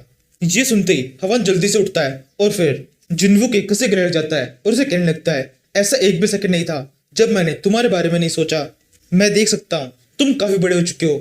मैं तुमसे काफी सारी बातें करना चाहता हूँ, तुम्हारे साथ में बहुत सारा टाइम स्पेंड करना चाहता हूँ, लेकिन ऐसा नहीं हो सकता है। काश ऐसा हो सकता। मुझे माफ कर दो, मैं तुम्हारे लिए सबसे अच्छा डैड नहीं बन पाया। इसी के साथ ही जिनवू के डैड की डेथ हो जाती है, और इसके बाद में टाइम में आगे जाने के बजाय टाइम में पीछे जाता है, यानी रीइंकार्नेशन हो जाता है। जिनवू वापस से छोटा हो चुका है, उसके डैड वापस जिंदा हो गए हैं। जिनवू अपने फादर को देख कहता है, फादर। हवन कहता है, तुम मुझे फादर कब से कहने लगे? मैं तो तुम्हारा डैड हूँ। तभी एकदम से जिनवू रोने लगता है। हवन जिनवू से पूछता है, क्या हुआ जिनवू, तुम ऐसे रोने क्यों लगे? जिनवू कहता है, नहीं नहीं कुछ नहीं, मैंने कुछ बुरा सपना देख लिया था। इसी टाइम पर हवन के भी ऐसे हो जाते हैं। हवन जल्दी से अपने अखबार से अपना चेहरा ढक लेता है। इसके बाद में हम जिनवू के डैड को एक होटल के अंदर एक रूलर के साथ में बैठा हुआ देखते हैं। हवान उस रूलर से पूछता है, मेरे बेटे ने क्या डिसाइड किया? रूलर कहता है, तुम्हारे बेटे ने डिसाइड किया है वो इस वर्ल्ड के अंदर ही रहेगा। उसके लिए जो जरूरी है वो इसी वर्ल्ड के अंदर है। वैसे तुमने क्या डिसाइड किया है? तुम अपने बारे में अपने बेटे को कब बताओगे, या फिर सब कुछ ऐसे ही छुपा के रखने के लिए सोचा है? हवान कहता है, हाँ मैंने ऐसा ही सोचा है। उसने खुद से आगे बढ़कर किसी को भी कुछ नहीं बताया। जेनिक्स का मतलब वो चाहता है किसी को भी उसके बारे में पता न चले, तो मैं भी अपने बारे में किसी को पता नहीं चलने दूंगा। रूलर कहता है, एक बार अच्छी तरह सोच लेना, ये हमारी लास्ट मीटिंग है। इसके बाद में मैं कभी भी या फिर कोई भी रूलर अर्थ में नहीं आएगा। हमारा अर्थ से कोई कनेक्शन नहीं रहेगा। हम यहाँ से जा रहे हैं। हमारे जाने से पहले अगर तुम्हें मुझसे कुछ भी काम हो तो तुम मुझे बता सकते हो। हवान कहता है, हाँ तुम मेरे लिए एक काम कर सकते हो, मेरी याददाश्त को भुला दो। रूलर कहता है, लेकिन ऐसा क्यों? हवान कहता है, क्योंकि मैं जिनवू का एकदम नॉर्मल डैड बनना चाहता हूँ। अगर मुझे पता रहेगा कि वो शेडो मोनार्च है तो कभी भी मैं उसके साथ में बिल्कुल भी नॉर्मल बिहेव नहीं कर पाऊंगा। उसके साथ में नॉर्मल रहने का जो नाटक मैं कर रहा हूँ वो मैं और आगे नहीं कर सकता। मैं एक शेडो मोनार्च का नहीं, सन जिन वू का डैड बनना चाहता हूँ। रूलर कहता है, ठीक है जैसे तुम चाहो। ये कहते रूलर अपने को एक्सक्यूज करता है और फिर हवान से कहता है, जैसे ही तुम इस कैफे से बाहर निकलोगे तुम सब कुछ भूल जाओगे। तुम्हें तुम्हारी पिछली लाइफ, वो लाइफ जिसमें तुम हंटर थे, उसके बारे में कुछ भी याद नहीं रहेगा, लेकिन मुझे उम्मीद है तुम्हारी आगे की लाइफ काफी अच्छी रहेगी। ये कहते हुए वो रूलर उठ के वहां से चला जाता है। इसके बाद में हमें और थोड़ा टाइम बाद सीन दिखाते हैं। जिनवू हायर क्लासेस के अंदर पहुंच चुका है। उसके कॉलेज के फर्स्ट ईयर के स्टूडेंट्स की एक फ्रेशर्स पार्टी चल रही है, जिसमें सभी स्टूडेंट्स खूब मजे कर रहे हैं, लेकिन एक स्टूडेंट है जो कि बहुत ज्यादा घबराया हुआ है। इसका नाम है जिनहोन। अब इसके पास के हिसाब से ये जिनवू का एक काफी अच्छा दोस्त है। पिछली लाइफ में इसे शराब से बहुत दिक्कत थी। शराब से जरूरत से ज्यादा चढ़ जाती थी, जी बेहोश जाता था। अभी जब जिनहोन इस पार्टी के अंदर बैठा होता है वो बहुत घबराया होता है। उसके पास में उसका एक दोस्त आता है और उसे कहने लगता है, तुम इतना घबरा क्यों रहे हो? यहाँ पर सारे अपने ही लोग हैं, यहाँ पर अच्छी तरह से एंजॉय करो। बस मैं तुम्हें एक फ्री की सलाह दे देता हूँ, कभी भी हायर क्लास से किसी भी स्टूडेंट से किसी भी तरह पंगा मत लेना, क्योंकि वो जूनियर स्टूडेंट्स को बिल्कुल ही पसंद नहीं करते हैं। तुम्हें याद है वो लड़की हेयन? जिनहोन कहता है, हाँ मुझे याद है, जो उस कॉम्पिटिशन में जीती थी। दूसरा लड़का कहता है, हाँ वही, उसकी एक हायर क्लास के लड़के के साथ में सेटिंग हो गई है, वो उसकी गर्लफ्रेंड है, उससे भी दूर रहना। इन दोनों के बीच में ये बातें चल रही होती है। तभी वहां पर हायर क्लास का एक स्टूडेंट जाता है, जिसको देखते ही सब सर करने लगते हैं। ये स्टूडेंट सीधे जाकर इन दोनों लड़कों के सामने बैठ जाता है, जिसे देखकर ये दोनों लड़के बोट रह जाते हैं। वैसे ही जिनवू है, जैसे ये दोनों लड़के जिनवू को देखते हैं ये सोचने लगते हैं शायद ही यहाँ पर इनकी रैगिंग करने के लिए आया है। जिनवू एक गिलास के अंदर कुछ डालता है और उसे जिनहोन को पीने के लिए कहता है। जिनहोन को लगता है इसमें शराब है, वो जल्दी से उस गिलास को लेता है और पी जाता है। जिनहोन को लगता है उस गिलास के अंदर शराब है, लेकिन क्योंकि ये एक रैगिंग थी इसलिए जिनहोन के पास में कोई ऑप्शन नहीं होता, वो जल्दी से उसे पी जाता है। उसे बाद में पता पड़ता है उसके अंदर सोडा था। जिथुन कहता है ये तो केवल सोडा है। संजुनवू कहता है हाँ मुझे पता है, इसलिए तो ये मैंने तुम्हें दिया है। मुझे पता है तुम्हें शराब से काफी दिक्कत है और तुम्हें मुझसे बिल्कुल भी घबराने की जरूरत नहीं है। मुझसे बिल्कुल नॉर्मली बात करो। ये कहते हुए जिनवू अपनी ग्लास के अंदर भी थोड़ा सोडा डालकर चेस करके उन दोनों बीच बातें शुरू कर देता है और इसी तरह से ये फ्रेशर्स पार्टी खत्म होती है। कुछ दिनों के बाद जिनवू आराम से एक सड़क पर चल रहा होता है और फोन पे अपने कुछ दोस्तों से एग्जाम से रिलेटेड कुछ बातें कर रहा होता है जो कि ग्रुप स्टडी के बारे में होती है। तभी सामने की तरफ से एक लड़की आती है। संजिनवू तो पूरी तरह से उस लड़की को इग्नोर करता है, लेकिन उस लड़की की नजर जिनवू पे पड़ जाती है। थोड़ा सा आगे निकलने पर वो जिनवू को रोकती है और उसे कहती है हे क्या मैं तुम्हें जानती हूँ। जिनवू उस लड़की को देखता है और फिर हंसते बोलता है नहीं। यही कहने के बाद में जिनवू वहां से आगे बढ़ जाता है। इसके बाद में हमें पता पड़ता है इस लड़की का नाम है यू सुह्यून और ये जिनहू जिस लड़के से संजिनवू अभी थोड़ी देर पहले मिला था उस पार्टी के अंदर उसकी कजन है। इसका सियोल की एक यूनिवर्सिटी के अंदर एडमिशन हो गया है और ये अभी भी खड़ी खड़ी जिनवू को देखे जा रही है। तभी एकदम से इसे होश आता है और सोचने लगती है ये मैंने अभी क्या किया, एक अनजान से मैंने इस तरह से बात की। ये सोचकर वो पीछे मुड़कर चलने लगती है और फिर आगे सोचती है मैंने उससे बात की, इसका मतलब वो ये ना निकाल ले मैं उसके हाथ फ्लर्ट करने की कोशिश कर रही हूँ। इसके बाद में हमें एक हॉस्पिटल का सीन दिखाते हैं जहाँ पर गोन गुन ही के नाम से एक पेशेंट एडमिट है। जब इस पेशेंट का डॉक्टर केबिन के अंदर आता है तब उसे दिखाई देता है टेबल के ऊपर एक स्पेशल सी बोतल रखी हुई है। डॉक्टर गुगन से पूछने लगता है ये मेडिसिन या फिर जिस भी तरीके की बोतल है ये बोतल यहाँ पर कैसे आई। गन ही बताता है एक यंग लड़का आया था, उसने मुझे ये बोतल दी और मुझसे कहा इसे पीने के बाद में मेरी इंजरी काफी अच्छी तरह से ठीक हो जाएगी। डॉक्टर कहता है ऐसा कैसे हो सकता है, कोई लड़का ऐसे अंदर कैसे घुस गया, यहाँ पर इतनी ज्यादा सिक्योरिटी है, कोई भी बिना परमिशन के आपके केबिन के अंदर नहीं घुस सकता है। गनी कहता है मैंने भी उस लड़के से ही पूछा था, तब उसने कहा कि वो एक हंटर है और उसकी फाइट बहुत सारे मोस्टर्स से होती है। ये बात बिल्कुल ऐसी थी जिस पर मुझे बिल्कुल विश्वास नहीं हो रहा था। वो पता नहीं क्या क्या बोल गया। डॉक्टर कहता है तो फिर आपने क्या सोचा है, क्या आप इस दवाई को लेने वाले हैं? अगर ऐसा सोचा है तो बिल्कुल छोड़ दीजिए, क्योंकि ऐसा हो सकता है इस दवाई के अंदर किसी तरह का पॉइजन हो और आप इसे लेने के बाद मर जाएं। गनी कहता है नहीं ऐसा कुछ भी नहीं होगा, और अगर ऐसा होगा भी तो भी मैं वैसे ही मरने वाला हूँ। अगर मैं इस दवाई को नहीं भी लेता हूँ तो भी मैं मरी जाऊंगा, तो लेने के बाद में एक बार ट्राई कर लेता हूँ, हो सकता है किस तरह से बची जाऊं। यही कहते हुए गन ही उस दवाई को उठा लेता है और फिर उसे पीते हुए कहता है मैं इसे पी रहा हूँ, अगर इसको पीने के बावजूद भी मैं मर जाऊं तो मेरी डेथ के साथ में ये लिखवाना मैंने आखिरी टाइम तक सर्वाइव करने की कोशिश की। इसी के साथ ही गन ही उस दवाई को पीकर वो अपने बेड के ऊपर लेट जाता है और फिर डॉक्टर से कहने लगता है मुझे आराम करना है, आप जाइए। डॉक्टर चला जाता है। इसी के साथ ही गन ही की बॉडी काफी तेजी से रिकवर होने लगती है। कुछ घंटों तक वैसे आराम करने के बाद में जब सूरज निकलता है उस टाइम पर गनी की आंखें खुलती है। वो बाहर की तरफ देखता है और फिर कहने लगता है सर्दियां अभी दूर है। और इसी के साथ ये चैप्टर खत्म होता है, जिसके बाद में हमें पता पड़ता है अब तक हमने जो कुछ भी देखा ये सब कुछ सीजन 1 और सीजन 2 के बीच का हिस्सा था। सही महीनों में सीजन 2 अब शुरू होगा। अगले चैप्टर की स्टार्टिंग में हम ड्रैगन किंग एंट्रस को देखते हैं, जो कि ड्रैगन्स का राजा है, फर्स्ट मोनार्च है और ऑब्वियसली काफी ताकतवर है। ये खुद ही अपने बारे में कुछ बता रहा होता है, जिसमें कहता है मैं अपने 10 बिलियन सोल्जर के साथ में अर्थ के ऊपर अटैक करने के लिए आ रहा था। उसी टाइम पर मैं एक रिफ्ट के अंदर से गुजरा। रिफ्ट के अंदर से बाहर निकलने पर जब मैंने अपनी आंखें खोली तब मैंने देखा मैं एक ह्यूमन की बॉडी के अंदर हूँ, जिस ह्यूमन का नाम संजिन वू है और ये एक कमजोर सा ई रैंक का हंटर है। और इस टाइम पर मैं कोरिया के अंदर हूँ। जिस बॉडी के अंदर मैं हूँ ये बॉडी जल्दी खत्म होने वाली है। ये इंसान एक हंटर है जिसने बहुत सारी फाइट्स की है और उन सभी में बहुत बुरी तरह हारा है। ये फाइट इसे करनी पड़ रही है क्योंकि इसकी मॉम की तबीयत बहुत ज्यादा खराब है। वैसे ये चोटें जो कि इस लड़के के ऊपर है इन्हें तो मैं बड़ी सेंस से ठीक कर सकता हूँ। एंटलस ये सब कुछ सोच रहा होता है। इसी टाइम पर जिन्वू का फोन बजने लगता है। वो उस फोन को उठाता है, जिससे हमें पता पड़ता है ये वो टाइम चल रहा है जब सोलो लेवलिंग सीरीज के सीजन 1 की स्टार्टिंग हुई थी। जिन्वू को फोन करके एक लड़की बुला रही है। वो फोन पे जिन्वू से कहती है तुम लेट हो, हम यहाँ पर तुम्हारा इंतजार कर रहे हैं। जिन्वू बहुत ही भारी आवाज में बोलता है तुम कहाँ पर हो? फोन में लड़की बोलती है तुम्हें क्या लगता है हम कहाँ पर हैं? इस टाइम पर हम गेट के बाहर खड़े हैं और तुम्हारा इंतजार कर रहे हैं। ये सुनकर वो एटलांटस अपने को एक्सक्यूज करता है, जिससे उसे पता चल जाता है ये आवाज कहाँ से रही है।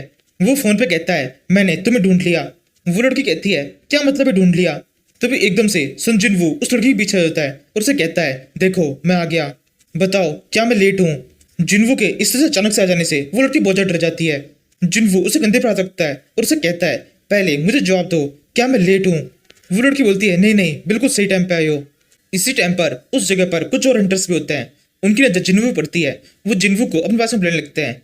जिन्वू सोचता है, ये इंसान कौन है और ये मुझे इस तरह से अपने पास में क्यों बुला रहे हैं। इसके बाद में जिन्वू की नजर एक कॉफी ट्रेलर की ओर पड़ती है। वो उस तरफ देखता है और उससे कॉफी मांगने लगता है। ट्रेलर के अंदर जो आदमी होता है वो जिन्वू से कहता है, जिन्वू कॉफी तो खत्म हो गई, ये आखिरी कप है जो मेरे हाथ में है और ये बिक गया है।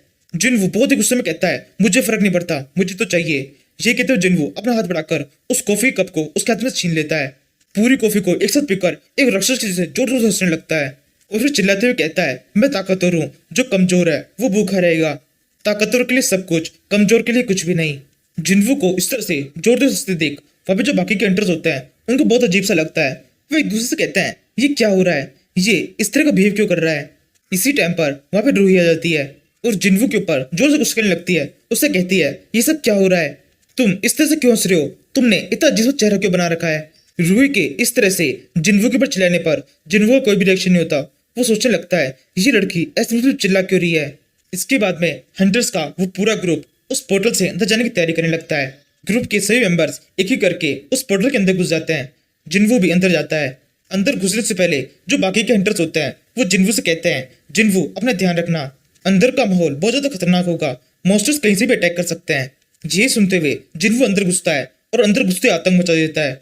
जिन्वू एक जानवर की तरह उन सारे मॉन्स्टर्स को अटैक कर देता है अपने नाखूनों से, और जो भी चीज उसके आगे में लगती है वो उन सभी से उन मॉन्स्टर्स को मारता है और एक ही झटके में उस एरिया के अंदर जितने भी मॉन्स्टर्स होते हैं वो सब के सब मर जाते हैं। जिन्वू का इतना खूंखार रूप देखकर वहां पे जितने भी हंटर्स होते हैं वो सबके सब भी बहुत चौंक जाते हैं। पूरे एरिया को क्लियर करने के बाद में जिन्वू उन सभी हंटर्स से कहता है, तुम सब ऐसे चौंकते हुए मुझे क्या देख रहे हो, जल्दी से सभी सब आगे बढ़ो, हम इस तरफ चलेंगे। इसी टाइम पर एक हंटर बोलता है, ये तुम डिसाइड नहीं करोगे, हम वोट से डिसाइड करेंगे। ये सुनते ही जिन्वू उस हंटर के पास में आता है और अपने हाथ से उसे गर्दन पर जोर से अटैक करके उसे मार देता है और बाकी हंटर्स से कहता है, क्या किसी और को वोट करना है।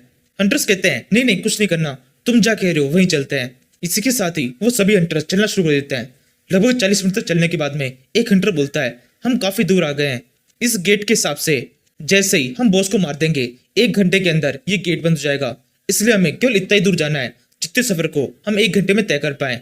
हम 40 मिनट का सफर तय कर चुके हैं, 20 मिनट और चलेंगे, अगर कुछ भी नहीं मिला तो यहीं से वापस लौटना पड़ेगा। इसी के साथ ही थोड़ी और दूर चलने पर उन्हें गुफा के एंड में एक बड़ा सा गेट दिखाई देता है, जिसे देखकर सभी हंटर्स रुक जाते हैं और सोचने लगते हैं, इस गुफा के एंड में ये गेट क्यों है। हंटर्स तो उस गेट को देख के सोच रहे होते हैं, लेकिन जिन्वू कुछ भी नहीं सोचता, वो बस आगे बढ़कर उस गेट को खोल देता है। एक हंटर चिल्लाए कहता है, रुको, ऐसे मत खोलो, लेकिन तब तक जिन्वू ने गेट खोल दिया होता है। जिन्वू जल्दी से उसी हंटर के पास में आता है और उसे पीछे की साइड दूर धक्का दे देता है। ये धक्का पड़ते ही वो हंटर सीधे उस गेट से अंदर घुस जाता है और फिर जिन्वू से पूछने लगता है, तुमने ऐसा क्यों किया। जिन्वू कहता है, तुम अच्छी तरह से बात कर पा रहे हो, तुम जिंदा हो, यानी इसका मतलब अंदर का एरिया सेफ है, मैं अंदर आ सकता हूँ। इसी के साथ ही वो सभी हंटर्स अंदर घुसते हैं।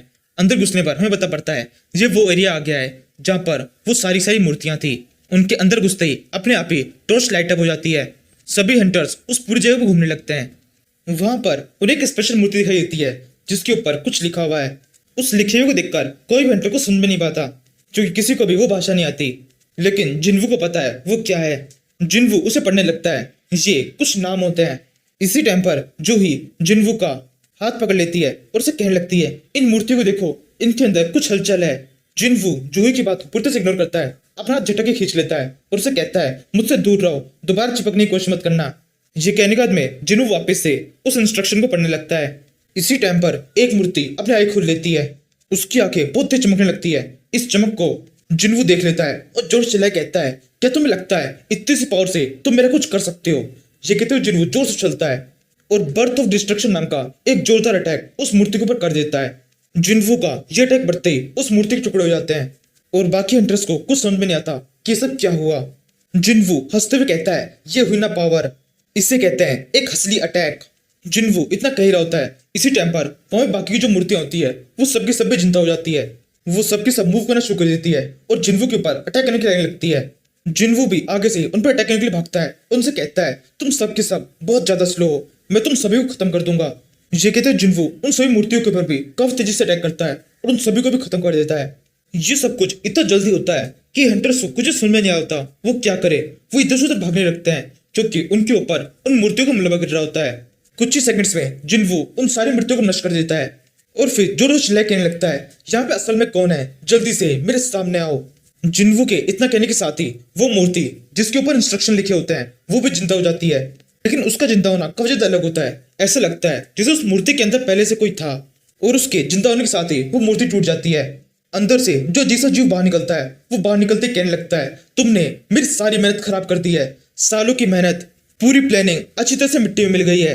जिन्वू कहता है, मुझे फर्क नहीं पड़ता, मरने के लिए तैयार हो जाओ। यही कहते हुए जिन्वू एक भाला पूरी से रफ्तार में उसकी तरफ फेंक देता है और एक ही झटके में उसे मार देता है और फिर कहने लगता है, क्या तुम्हारे अंदर इतना ही दम है? ये भी फेक है। क्या तुम ऐसे ही हो, हमेशा इस तरह की परछाइयों के पीछे छुपकर अटैक करते हो? एकदम कायर हो तुम। अगर तुम्हारे अंदर हिम्मत है तो मेरे सामने आओ। जिन्वू के इतना कहने के साथ ही एक और मूर्ति जग जाती है और ये वाली मूर्ति काफी ज्यादा अलग है। इसके अंदर से शेडो बाज निकलती है। ये मूर्ति जोर से अपने बहुत जोर में पटकती है। उसके साथ करने से वो पूरी जगह कांप जाती है। फिर वो मूर्ति जिन्वू से कहने लगती है, गॉड ऑफ डिस्ट्रक्शन, मैं तुम्हें पहचान चुका हूँ। हमारी मुलाकात यहाँ पर नहीं होनी थी, अब जब हो चुकी है तो इस फाइट को यहीं पे खत्म कर देते हैं। जिन्वू कहता है, मैं भी यही चाहता हूँ, आ जाओ इस फाइट को खत्म करें। यही कहने के बाद में जिन्वू जोर से चलकर उस शेडो वाली मूर्ति के ऊपर अटैक कर देता है। इसी टाइम पर हम जिन्वू को देखते हैं जो कि अपने घर पर है। जोर से चिल्लाते हुए उसकी आंख खुलती है। वो उठते ही अपना सर बड़े कहने लगता है, तो ये सब कुछ एक सपना था और ये वाला जो जिन्वू है ये असली जिन्वू है। अभी यहाँ पर क्या हो रहा है कुछ भी समझ में नहीं आ रहा। वो जिन्वू जो कि उस पोर्टल के अंदर गया था, वो और ये दोनों एक ही हैं या फिर अलग? उस जिन्वू की फाइट जिस ब्लैक रंग की शेडो स्ट्रक्चर के साथ में हुई थी वो क्या था? शेडो लॉर्ड खुद था या फिर कुछ और क्या ऐसा हो सकता है एक ही जिन्वू के अंदर दो सोल्स घुस गई हो, एक जिन्वू की खुद की और एक उस ड्रैगन किंग की?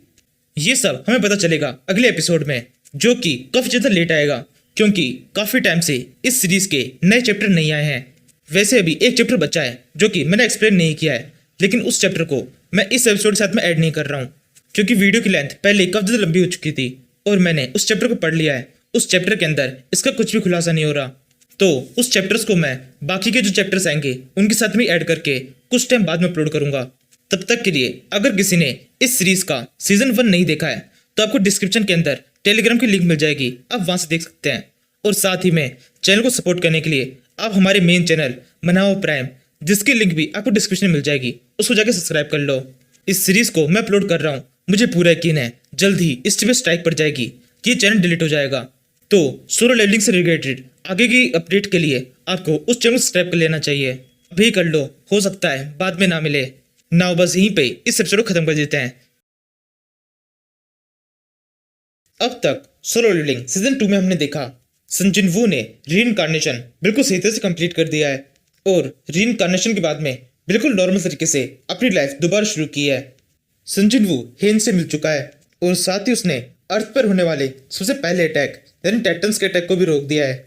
इसके बाद में पास्ट की कुछ चीजों का खुलासा होता है जिसमें हमें पता पड़ता है रीइंकार्नेशन के बाद भी सन जिन्वू के डैड के पास में उनकी पूरी याददाश्त थी, लेकिन उन्होंने सन जिन्वू से और बाकी सबसे इस बात को छुपा के रखा और फिर रूलर के पास में जाकर अपनी सारी याददाश्त मिटवा दी। और यही वो आखिरी टाइम था जब रूलर्स अर्थ के ऊपर थे। उन्होंने जैसे ही सन जिन्वू के डैड की याददाश्त मिटाई वो सब के सब अर्थ छोड़ के चले गए हमेशा के लिए। इसके बाद में काफी सारे छोटे मोटे इवेंट्स हुए जिनके अंदर सन जिन्वू काफी सारे पुराने कैरेक्टर से मिला, कुछों से उसने बात की और कुछों को इग्नोर कर दिया। एंड में सन जिन्वू इस आदमी से मिलने के लिए जाता है जिसका नाम है गोगन। ये अपनी लाइफ के एकदम लास्ट स्टेज पर है। सन जिन्वू इसे एक मेडिसिन देता है जिसे पीने के बाद में इसकी पूरी बॉडी पूरी तरह से क्योर हो जाती है और इसे एक नई लाइफ मिल जाती है और जीने के लिए कुछ और साल भी। अब इसके बाद में एक बहुत बड़ा चेंज आता है। किसी तरह से ड्रैगन किंग सन जिन्वू की बॉडी के अंदर घुस जाता है। अब ये ड्रैगन किंग सन जिन्वू की बॉडी के अंदर कैसे घुसा इस बारे में हमें भी नहीं बताया जाता। इसी इंसिडेंट के बाद में इस सीरीज का ये एपिसोड यानी सोलो लेवलिंग सीजन 2 का पार्ट 3 शुरू होता है। इस एपिसोड की स्टार्टिंग बिल्कुल वैसी ही होती है जैसे सीजन 1 की स्टार्टिंग हुई थी। हमें एक पुलिस स्टेशन दिखाते हैं जहां पर एक ऑफिसर नया नया आया है। इस ऑफिसर का नाम है ली शेहन। जब ये ऑफिसर इस पुलिस स्टेशन के अंदर आता है तब इसे एक अफवाह सुनाई देती है जो कि एक स्पेशल डिटेक्टिव के बारे में है जिसका नाम है घोस्ट। इन अफवाहों से ली शेहन को पता पड़ता है घोस्ट नाम का डिटेक्टिव बहुत ज्यादा खतरनाक है। इस डिटेक्टिव को अब तक जितने भी केस मिले हैं इसने उन सभी को काफी तेजी से कंप्लीट किया है। इस डिटेक्टिव ने न केवल खुद के बल्कि बाकी ऑफिसर्स के भी काफी सारे केसेस को सॉल्व करने में मदद की है और साथ ही साथ काफी सारे पुराने केसेस को भी सॉल्व कर दिया है। ली शहन को इस घोस्ट के बारे में सबसे बड़ी बात यह पता पड़ती है कि घोस्ट के पास में प्रमोशन का ऑफर आया था, लेकिन घोस्ट ने उसके लिए मना कर दिया और जवाब में केवल इतना सा कहा कि प्रमोशन के बाद में वो काम नहीं कर पाएगा जो वो अभी कर सकता है। ली शहन खड़ा खड़ा किसी को सोच रहा होता है। इसी टाइम पर वहां पर एक दूसरा सीनियर ऑफिसर आता है और ली शहन को परेशान देखकर उसे कॉफी ऑफर करता है और उसे कुछ बातें करने लगता है। ली शहन कॉफी पीते हुए उस ऑफिसर को बताता है कि उसका अभी अभी इस पुलिस स्टेशन के अंदर ट्रांसफर हुआ है और उसे किसी डिटेक्टिव संघ के साथ में काम करने के लिए कहा गया है। सीनियर ऑफिसर कहता है संघ यानी कि घोस्ट। ये सुनने के बाद में हमें पता पड़ता है संजय वो ने वुजन की बात मान ली है और अब वो एक डिटेक्टिव बन चुका है। ये सुनते ही ली शहन के पसीने छूट जाते हैं। वो बहुत बुरी तरह डर जाता है। सीनियर ऑफिसर कहता है तुम बहुत ज्यादा डर गए, यानी कि इसका मतलब तुम्हें ये बात पहले नहीं पता थी कि जिस डिटेक्टिव के साथ में तुम काम करना चाहते हो वही घोस्ट है। हम उसे घोस्ट इसलिए बुलाते हैं क्योंकि हमें बिल्कुल भी नहीं पता वो कब कहाँ जाता है और कब कहाँ से आ जाता है। वो अपने असली नाम से ज्यादा घोस्ट नाम से फेमस है। वो सीनियर ऑफिसर इतना कह रहा होता है तभी जिन्वो वहां पहुंच जाता है। ऑफिसर जिन्वो दे कहता है अभी हम तुम्हारे बारे में बात कर रहे थे, तुम बिल्कुल सही टाइम पे आए हो। जिन्वो कहता है मुझे उस नए ऑफिसर के बारे में पता पड़ा जो कि मेरे साथ में काम करने वाला है, क्या वो यही है? सीनियर ऑफिसर कहता है हाँ यही है वो, इसका नाम ली शहन है। ये सुनकर सन जिन्वो उस ऑफिसर ली शहन के पास में आकर उसे गर्दन से पकड़ लेता है और फिर सीनियर ऑफिसर से कहने लगता है इसे मैं अपने साथ में लेके जा रहा हूँ, थोड़ा इंट्रोडक्शन हो जाएगा। सीनियर ऑफिसर कहता है ठीक है ले जाओ। जिन्वो ये सब पूरी तरह हंसते हुए कहता है जिसे देखकर ली शहन की घबराहट भी थोड़ी कम हो जाती है। जिन्वो ली शहन से पूछता है तुमने पुलिस में ज्वाइन क्यों किया है? ली शहन कहता है कुछ खास कारण नहीं है, वही कारण है जो सबका होता है, मैं बुरे लोगों को पकड़ना चाहता हूँ। जिन्वो कहता है ये काफी सही है, अभी हम इसी काम के लिए जा रहे हैं। इसके बाद में सन जिन्वो और ली शहन दोनों वहां से चले जाते हैं। यहाँ से हम कुछ दिन बाद से देखते हैं एक ऑफिस के अंदर ली शहन बेहोश पड़ा हुआ है, उसकी हालत काफी ज्यादा खराब है। उसे देखकर बाकी के जो ऑफिसर्स होते हैं वो कहने लगते हैं इस लड़के के साथ में क्या हुआ, इसकी हालत इतनी खराब कैसे हो गई? दूसरा ऑफिसर बोलता है ये सन जिन्वो के साथ में होने का असर है, सन जिन्वो और ये साथ में काम करते हैं, इसी वजह से इसकी ऐसी हालत हुई है। इसके बाद में हम सन जिन्वो को देखते हैं जो कि अपने केबिन के अंदर बैठा हुआ है और सोच रहा है ये नया लड़का ली शहन काफी सही है, एक्सपीरियंस की थोड़ी कमी है जो कि धीरे धीरे आ जाएगा। जिन्वो ये सोच रहा होता है तभी से सामने की तरफ एक लेडी दिखाई देती है जो कि वहां पर कोई कंप्लेन करने के लिए आई है। ये एक डिटेक्टिव से कहती है कि जिन ऐसा नहीं कर सकती, वो सुसाइड नहीं कर सकती, उसके अंदर बहुत ज्यादा हिम्मत है। डिटेक्टिव उस लेडी को समझाने लगता है और उससे कहता है हमने पूरी जगह को अच्छी तरह से चेक किया है, वहां से हमें से काफी सारे सबूत मिले हैं जिनसे ये प्रूफ होता है कि उसने सुसाइड किया है। हम समझ सकते हैं आप बहुत ज्यादा शौक में है, लेकिन आपको समझना तो होगा ही। वो लेडी कहती है मेरे पास में पूरी रिपोर्ट है, एक बार इसको अच्छी तरह से पढ़िए, क्या सच में इसे पढ़ने के बाद में किसी को ऐसा लग सकता है कि ऐसी लड़की सुसाइड कर सकती है? डिटेक्टिव उस नोट को पढ़ने से मना कर देता है और उसे कहने लगता है हम सब कुछ पढ़ चुके हैं, हमने अच्छी तरह सब कुछ समझ लिया है, अब आप भी समझ जाइए, जिनने सुसाइड किया है इसे एक्सेप्ट कर लीजिए। वो डिटेक्टिव ये कह रहा होता है तभी जिन्वो वहां पर आ जाता है और फिर कहने लगता है क्या इस रिपोर्ट को एक बार मैं पढ़ सकता हूँ? लेडी जिन्वो की तरफ उस रिपोर्ट को बढ़ा देती है। वो डिटेक्टिव कहने लगता है जिन्वो तुम ये क्या कर रहे हो, बड़ी मुश्किल से मैं इस लड़ी को समझाने की कोशिश कर रहा हूँ, तुम बेकार में मुश्किलें और भी ज्यादा बढ़ा दोगे। जिन्वो उस डिटेक्टिव की बात को नहीं सुनता और उस रिपोर्ट को पढ़ने लगता है। उसे पढ़ने के बाद में उसे पता पड़ता है ये लड़की जिन जिसने सुसाइड किया है उसकी डेथ एक बाथरूम के अंदर हुई थी। बाथटब के अंदर हाथ के ऊपर कट लगने से बहुत सारा खून बह गया जिससे उसकी डेथ हुई। पूरे बाथरूम को अच्छी तरह चेक किया गया है, वहां पर किसी और के फिंगरप्रिंट नहीं है, वहां पर एक चक्कू था जिसके ऊपर भी उस लड़की जिन के फिंगरप्रिंट है। उस रिपोर्ट के अंदर उस लड़की जिन की पर्सनैलिटी के बारे में लिखा होता है जिसे पता पड़ता है ये लड़की जिन काफी ज्यादा अच्छी लड़की है, बाकी लोगों को सपोर्ट करती है, लेकिन खुद के अंदर भी काफी ज्यादा डिप्रेशन है। जिसे पढ़ने के बाद में जिन्वो कहने लगता है इस रिपोर्ट के अंदर तो कुछ भी खास नहीं है। दूसरा डिटेक्टिव बोलता है मैंने भी तो यही कहा था। जिन्वो कहता है लेकिन फिर भी मैं एक बार जाके इस साइट पे चेक करना चाहूंगा। ये सुनकर वो डिटेक्टिव हंसने लगता है और सोचता है जैसी उम्मीद थी बिल्कुल वैसा ही हुआ है, घोस्ट का काम वापस से शुरू हो गया है, ये कभी नहीं थकता। फिर जिन्वो उस लेडी को लेकर वहां चला जाता है। इसके बाद में अगले सीन में हम जिन्वो को उस लड़की जिन जिसने भी सुसाइड किया है उसे घर पे देखते हैं। जिन्वो वहां पर अकेला है, वो इधर उधर घूमने लगता है और यहीं पर हमें जिन्वो की एक नई पावर को पता पड़ता है। जिन्वो को पहले किसी को भी जिंदा करने के लिए अपने शेडो आर्मी में ऐड करने के लिए मरे हुए इंसान की बॉडी की जरूरत पड़ती थी, लेकिन अब ऐसा नहीं है। अब अगर जिन्वू को किसी का बाल बराबर डीएनए भी मिल जाए तो इतना भी काफी है उसे फिर से जिंदा करने के लिए। जिन्वू ऐसी किसी चीज को ढूंढने के लिए यहाँ पर आया है। उसे बाथटब के अंदर उस लड़की का खून मिल जाता है, जिस खून का यूज करके जिन्वू वापस से उस लड़की को जिंदा कर देता है। वो लड़की जिंदा होते ही वापस से बहुत ज्यादा घबरा जाती है और जिन्वू को देखकर उसका डर और भी ज्यादा बढ़ जाता है। जिन्वू उसे शांत करने लगता है और उसे कहता है, घबराने की कोई बात नहीं है, तुम्हारे साथ में अब कुछ भी गलत नहीं हो सकता है। मैं यहाँ पर केवल तुमसे कुछ सवाल पूछना चाहता हूँ, बस उनका सही से जवाब देना। क्या तुमने खुद को मारा है? वो लड़की जिन बोलती है, हाँ। जिन्वू कहता है, इसका कारण क्या है? वो लड़की जिन्वू को सब कुछ बता देती है, लेकिन हमें नहीं बताती। उस लड़की की बातों सुनने के बाद में जिन्वू वहां सीधे एक दूसरे अपार्टमेंट के अंदर पहुंच जाता है, जो कि उस लड़की के फादर का है। जैसे जिन्वू जिनके फादर के घर में पहुंचता है, तब उसका फादर ही जिन्वू से काफी सारे क्वेश्चन पूछने लगता है कि उसकी बेटी को किसने मारा और किस तरह से उसने सुसाइड किया, सुसाइड का कारण क्या था। जिन्वू कहता है, अभी हमें कुछ भी नहीं पता है, लेकिन हम आपसे कुछ क्वेश्चन पूछना चाहते हैं, आप हमारे साथ में चलिए। जिनके फादर को इस बात से कोई भी दिक्कत नहीं होती। जिन्वू और जिन का फादर एक होटल के अंदर आ जाते हैं, जहां पर जिन्वू जिनके फादर से कुछ क्वेश्चन पूछता है। पहला क्वेश्चन, क्या उस लड़की जिन की किसी के साथ में कोई दुश्मनी थी? जिनका फादर कहता है, नहीं, कोई दुश्मनी नहीं थी, वो काफी अच्छी थी और सबके साथ में काफी अच्छी तरह से बात करती थी। यही कहते हुए जिनका फादर जोर से रोने लगता है और वो कहता है, मुझे तो बिल्कुल विश्वास ही नहीं हो रहा कि मेरी बेटी इस तरह से सुसाइड कर सकती है। शायद अब तक तो आपको ये बात पता चली चुकी होगी कि वो मेरी अडॉप्टेड चाइल्ड है। मैंने उसे अडॉप्ट किया था, लेकिन वो मेरे लिए मेरी अपनी बेटी की तरह है। मैं उसे अपनी बेटी से ज्यादा प्यार करता हूँ। जिन्वू कहता है, अच्छा ऐसी बात है। वैसे हमारे पास में एक रिकॉर्डिंग है जो कि आपको सुननी चाहिए। ये कर जिन्वू उस रिकॉर्डिंग को प्ले करता है, जिस सुनने के बाद में पता पड़ता है इस आदमी के अपनी बेटी के साथ में सही बिहेवियर नहीं था। इसी से परेशान होकर जिन इस घर को छोड़ के भाग गई थी। इसके बाद में भी इस आदमी ने उसका पीछा नहीं छोड़ा और इसी वजह से जिन के पास में कोई ऑप्शन नहीं था, उसने सुसाइड कर लिया। ये सब कुछ सुनने के बाद में वो आदमी बहुत ज्यादा चौंक जाता है।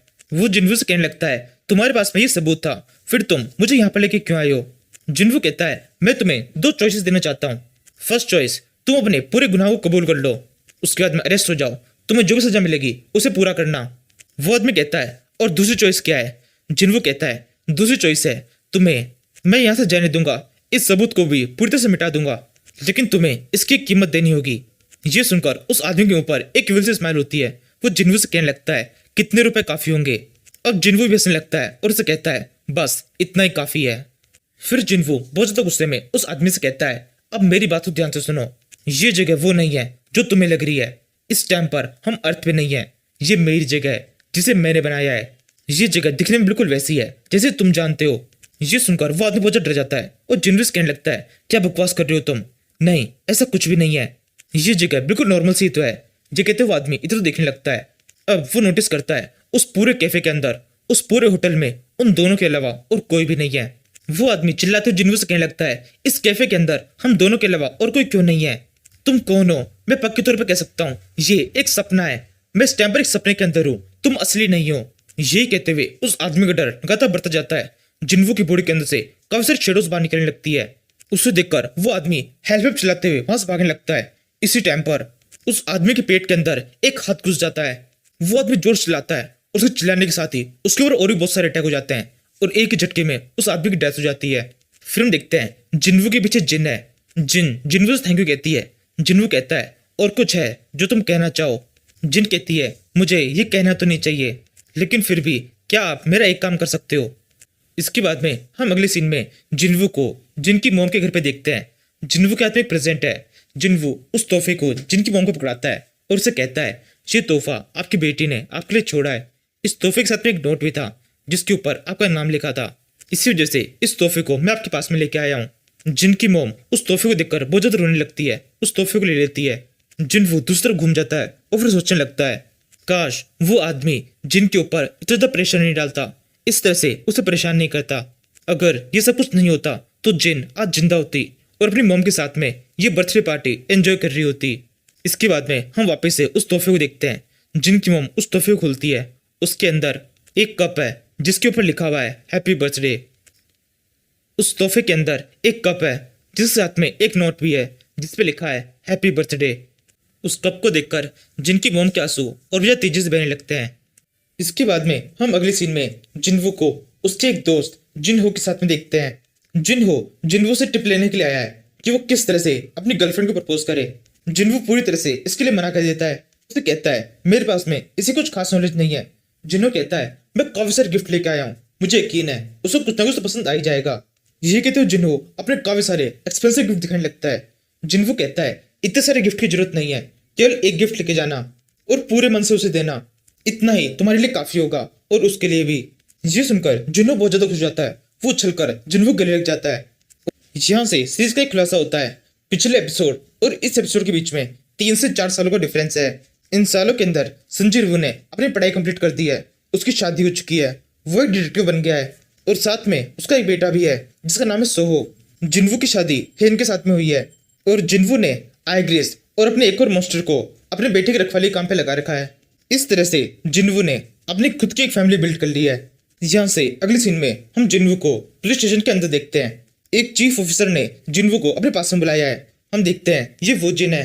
वो पहला आदमी है जिसको जिन्वू ने अपने बारे में सब कुछ बताया था। जिन्वू जब वुजिन का से पूछता है तब वुजिन कहता है तुमने वापस से अपने हंटर के काम को शुरू कर दिया है। जिन्वू कहता है नहीं, अब मैं वो नहीं कर रहा, काफी टाइम से मैंने ऐसा कुछ भी नहीं किया। वुजिन कहता है हमारे पास में एक इन्फॉर्मेशन आई है जिसके हिसाब से वो लड़की जिन जिसने सुसाइड कर लिया था, उसके लीगल पेरेंट्स, उसके फादर काफी टाइम से लापता है। ये सुनकर जिन्वू थोड़ा सा अनजान बनते हुए वुजिन से कहने लगता है अच्छा ऐसा हुआ है। वुजिन कहता है और इतना ही नहीं, उस एरिया के सभी सीसीटीवी कैमरा एकदम से बंद हो गए, सेम उस टाइम पर जब वो आदमी वहां से लापता हो रहा था। हमें बिल्कुल पता नहीं चला उसके साथ में क्या हुआ है। जिन्वू कहता है ये तो बहुत बुरा हुआ, क्या इत्तेफाक है, बिल्कुल सही टाइम पर सारे कैमरे बंद हो गए, मुझे तो बिल्कुल अंदाजा ही नहीं है ये किसने किया होगा। वुजिन कहता है हाँ हमें भी बिल्कुल नहीं पता, वैसे चलो छोड़ो, मैंने तुम्हें यहाँ पर किसी और इम्पोर्टेंट काम से बुलाया है। ये कहते हुए वुजिन जिन्वू की तरफ एक छोटा सा पर्चा बढ़ाता है। जिन्वू उसे उठाते हुए कहने लगता है ये क्या है। वुजिन कहता है मेरे को हॉस्पिटल से पता पड़ा है, एसोसिएशन चेयरमैन गो गुआन ही, नहीं प्रेसिडेंट एसोसिएशन चेयरमैन गो गुआन ही, उनकी हालत काफी ज्यादा खराब है, वो अपने लास्ट स्टेज पे पहुंच चुके हैं। इसके बाद में अगले सीन में जिन्वू गनही से मिलने के लिए हॉस्पिटल के अंदर आ जाता है। गनही की हालत काफी ज्यादा खराब है। गनही जिन्वू को देखकर कहने लगता है जिन्वू मैं तुम्हारे आने का काफी टाइम से इंतजार कर रहा था। जिन्वू एक मेडिसिन निकालता है और गनही से कहने लगता है मैं तुम्हें बचा सकता हूँ, अगर तुम चाहो तो तुम्हारी बॉडी फिर से क्योर हो सकती है। गनही कहता है नहीं अब इसकी कोई भी जरूरत नहीं है, मैं अपनी लाइफ काफी अच्छी तरह जी चुका हूँ, जितना जी सकता था उससे ज्यादा जी लिया हूँ। तुम्हारी वजह से पहले ही मुझे मेरी लाइफ के कई साल एक्स्ट्रा मिल चुके हैं, अब मुझे और नहीं चाहिए। बस एक काम है जो कि तुम मेरे लिए कर सकते हो, मुझे बताओ पिछली लाइफ के अंदर जिस लाइफ में मैं और तुम साथ में काम करते थे उस लाइफ में मेरे साथ में क्या हुआ था। तुमने मुझे बताया था कि हम दोनों ने साथ में काफी कुछ किया था, मुझे हर एक डिटेल से सब कुछ जानना है, इससे तुम मेरी लास्ट समझ सकते हो। ये सुनकर जिन्हू गन्नी के पास में आता है और उसका हाथ पकड़ लेता है। उसके ऐसा करते ही गन्नी के माइंड में उसकी पिछली लाइफ की सारी यादें याद आ जाती है। उसे सब कुछ पता चल जाता है कि उसने कितने सारे लोगों को बचाया था और लोगों को बचाते हुए अपनी लाइफ सेक्रीफाइस की थी। ये सब कुछ जानने के बाद में गन्नी बहुत ज्यादा खुश हो जाता है और फिर कहने लगता है मैं बहुत ज्यादा खुश हूँ, मेरे को ये जान के बहुत अच्छा लग रहा है कि मेरी पिछली लाइफ एक हीरो की तरह थी, अब मैं सुकून से मर सकता हूँ, अलविदा। यही कहते हुए गन्ही की डेथ हो जाती है। गन्ही की डेथ हो जाने के बाद में जिन्हू वहां से बाहर निकल जाता है। वो सड़क के ऊपर चल रहा होता है। इसी टाइम पर उसे किसी का कॉल आता है। ये कॉल जिन्हू की वाइफ हेन का होता है। हेन फोन पे बहुत ज्यादा घबराई हुई होती है। वो घबराते हुए बोलती है सोहो के साथ में कुछ हुआ है। ये सुनकर जिन्हू भी बहुत ज्यादा घबरा जाता है। वो कहने लगता है क्या हुआ, मुझे पूरी बात बताओ। हेन कहती है सोहो अपनी बॉडी को हवा में फ्लोट कर पा रहा है, वो हवा में उड़ रहा है, मुझे तो बिल्कुल समझ में नहीं आ रहा ये सब कुछ कैसे हो रहा है। ये सुनने के बाद में जिन्हू थोड़ा शांत होता है और फिर सोचने लगता है मुझे तो लगा था वो पहले चलना सीखेगा, लेकिन वो चलने से पहले तो उड़ना सीख गया। फिर जिन्हू फोन पे कहता है मैं जल्दी से आ रहा हूँ, वहां पे तुम सब संभाल के रखना। यही कहते हुए जिन्हू भागना शुरू कर देता है। इसके बाद में हम संजिन्हू के घर का सीन देखते हैं। सोहो हवा में उड़ रहा है, काफी सारी चीजें जिन्हें बिखरी पड़ी हुई है, जिन्हें देखकर हेन की आंखों में आंसू आ रहे हैं। हेन बहुत ज्यादा परेशान हो रखी है क्योंकि इतना सारा सामान टूट गया है। बाकी के दोनों मॉन्स्टर जिनको संजिन्हू ने अपने बेटे की रखवाली करने के लिए छोड़ा है, उनमें से एक कहता है मास्टर सोहो को उड़ना आता है, यानी कि अब हमें इसे एरियल मूव सिखाने होंगे, ऐसे मूव्स जिनकी मदद से ये उड़ते हुए फाइट कर सकें। इन्हें उड़ना आता है, इसका मतलब ये है ये बड़े होकर एक फ्लाइंग फाइटर बन सकते हैं। दूसरा मॉन्स्टर बोलता है नहीं ऐसा नहीं है, ये उड़ सकते हैं, इसका मतलब ये है ये बड़े होकर एक पायलट बनेंगे। इन दोनों की ये बातें सुनकर हेन कहने लगती है जिन्हू तुम कहाँ पर हो, जल्दी से घर पे आओ। यहाँ से कुछ और दिन बीतते हैं। जिन्हू इस टाइम पर अपने घर पे नहीं है। घर के अंदर सोहो और कुछ शेडो मॉन्स्टर्स है। सोहो एंट मॉन्स्टर की तरफ देखता है और उसकी तरफ बढ़ने लगता है। उसे देखकर एंट मॉन्स्टर उछलकर एक घर की छत पर चढ़ जाता है और फिर दूसरे मॉन्स्टर से कहने लगता है, ये लिटिल मास्टर काफी तेजी से मेरी तरफ बढ़ते हैं। दूसरा मॉन्स्टर बोलता है, ऐसा तो होना ही था, तुम एक एंट मॉन्स्टर हो। इस वर्ल्ड के अंदर जो एंट होती है वो बोल नहीं सकती, उनका साइज इतना ज्यादा बड़ा नहीं होता और वो उड़ती भी बहुत कम है। इसी वजह से इनके लिए तुम सबसे ज्यादा अलग हो। इसी तरह से इन सबके बीच में ये बात चल रही होती है। इसी टाइम पर उस घर के बाहर एक वैन आके रुकती है। उस वैन के अंदर से 4 बंदे बाहर निकलते हैं। उनमें से एक कहता है, यही है उस डिटेक्टिव संजन वू का घर, हम यहीं पर चोरी करेंगे। बंदा बोलता है, ये बिल्कुल भी ठीक नहीं होगा, वो बंदा बहुत खतरनाक है। पहला चोर बोलता है, तो इससे क्या फर्क पड़ता है, उसने हमारा बहुत नुकसान कराया है, अब हम भी उसका नुकसान कराएंगे। वो कितना भी खतरनाक हो, उसकी भी कमजोरियां हैं जिनका हम फायदा उठाने वाले हैं। इस घर को देखो, ये घर कितना शानदार है। इसके अंदर कोई भी कैमरा नहीं लगा हुआ, कोई भी खास सिक्योरिटी सिस्टम दिखाई नहीं दे रहा है। ये घर दिखने में बिल्कुल ऐसा है जैसे किसी चोर को बुला रहा हो। इस बुलावे को हम बिल्कुल भी ठुकरा नहीं सकते हैं। ये सुनकर वो सभी चोर मान जाते हैं और की करके उस घर के अंदर जाने लगते हैं। 2 बंदे घर के अंदर पहुंच जाते हैं। सबसे आगे वाला बंदा बोलता है, हम 2 ही अंदर क्यों आए हैं, बाकी साथ वाले कहाँ गए। पीछे वाला चोर बोलता है, शायद वो भाग गए हैं, डर गए शायद वो।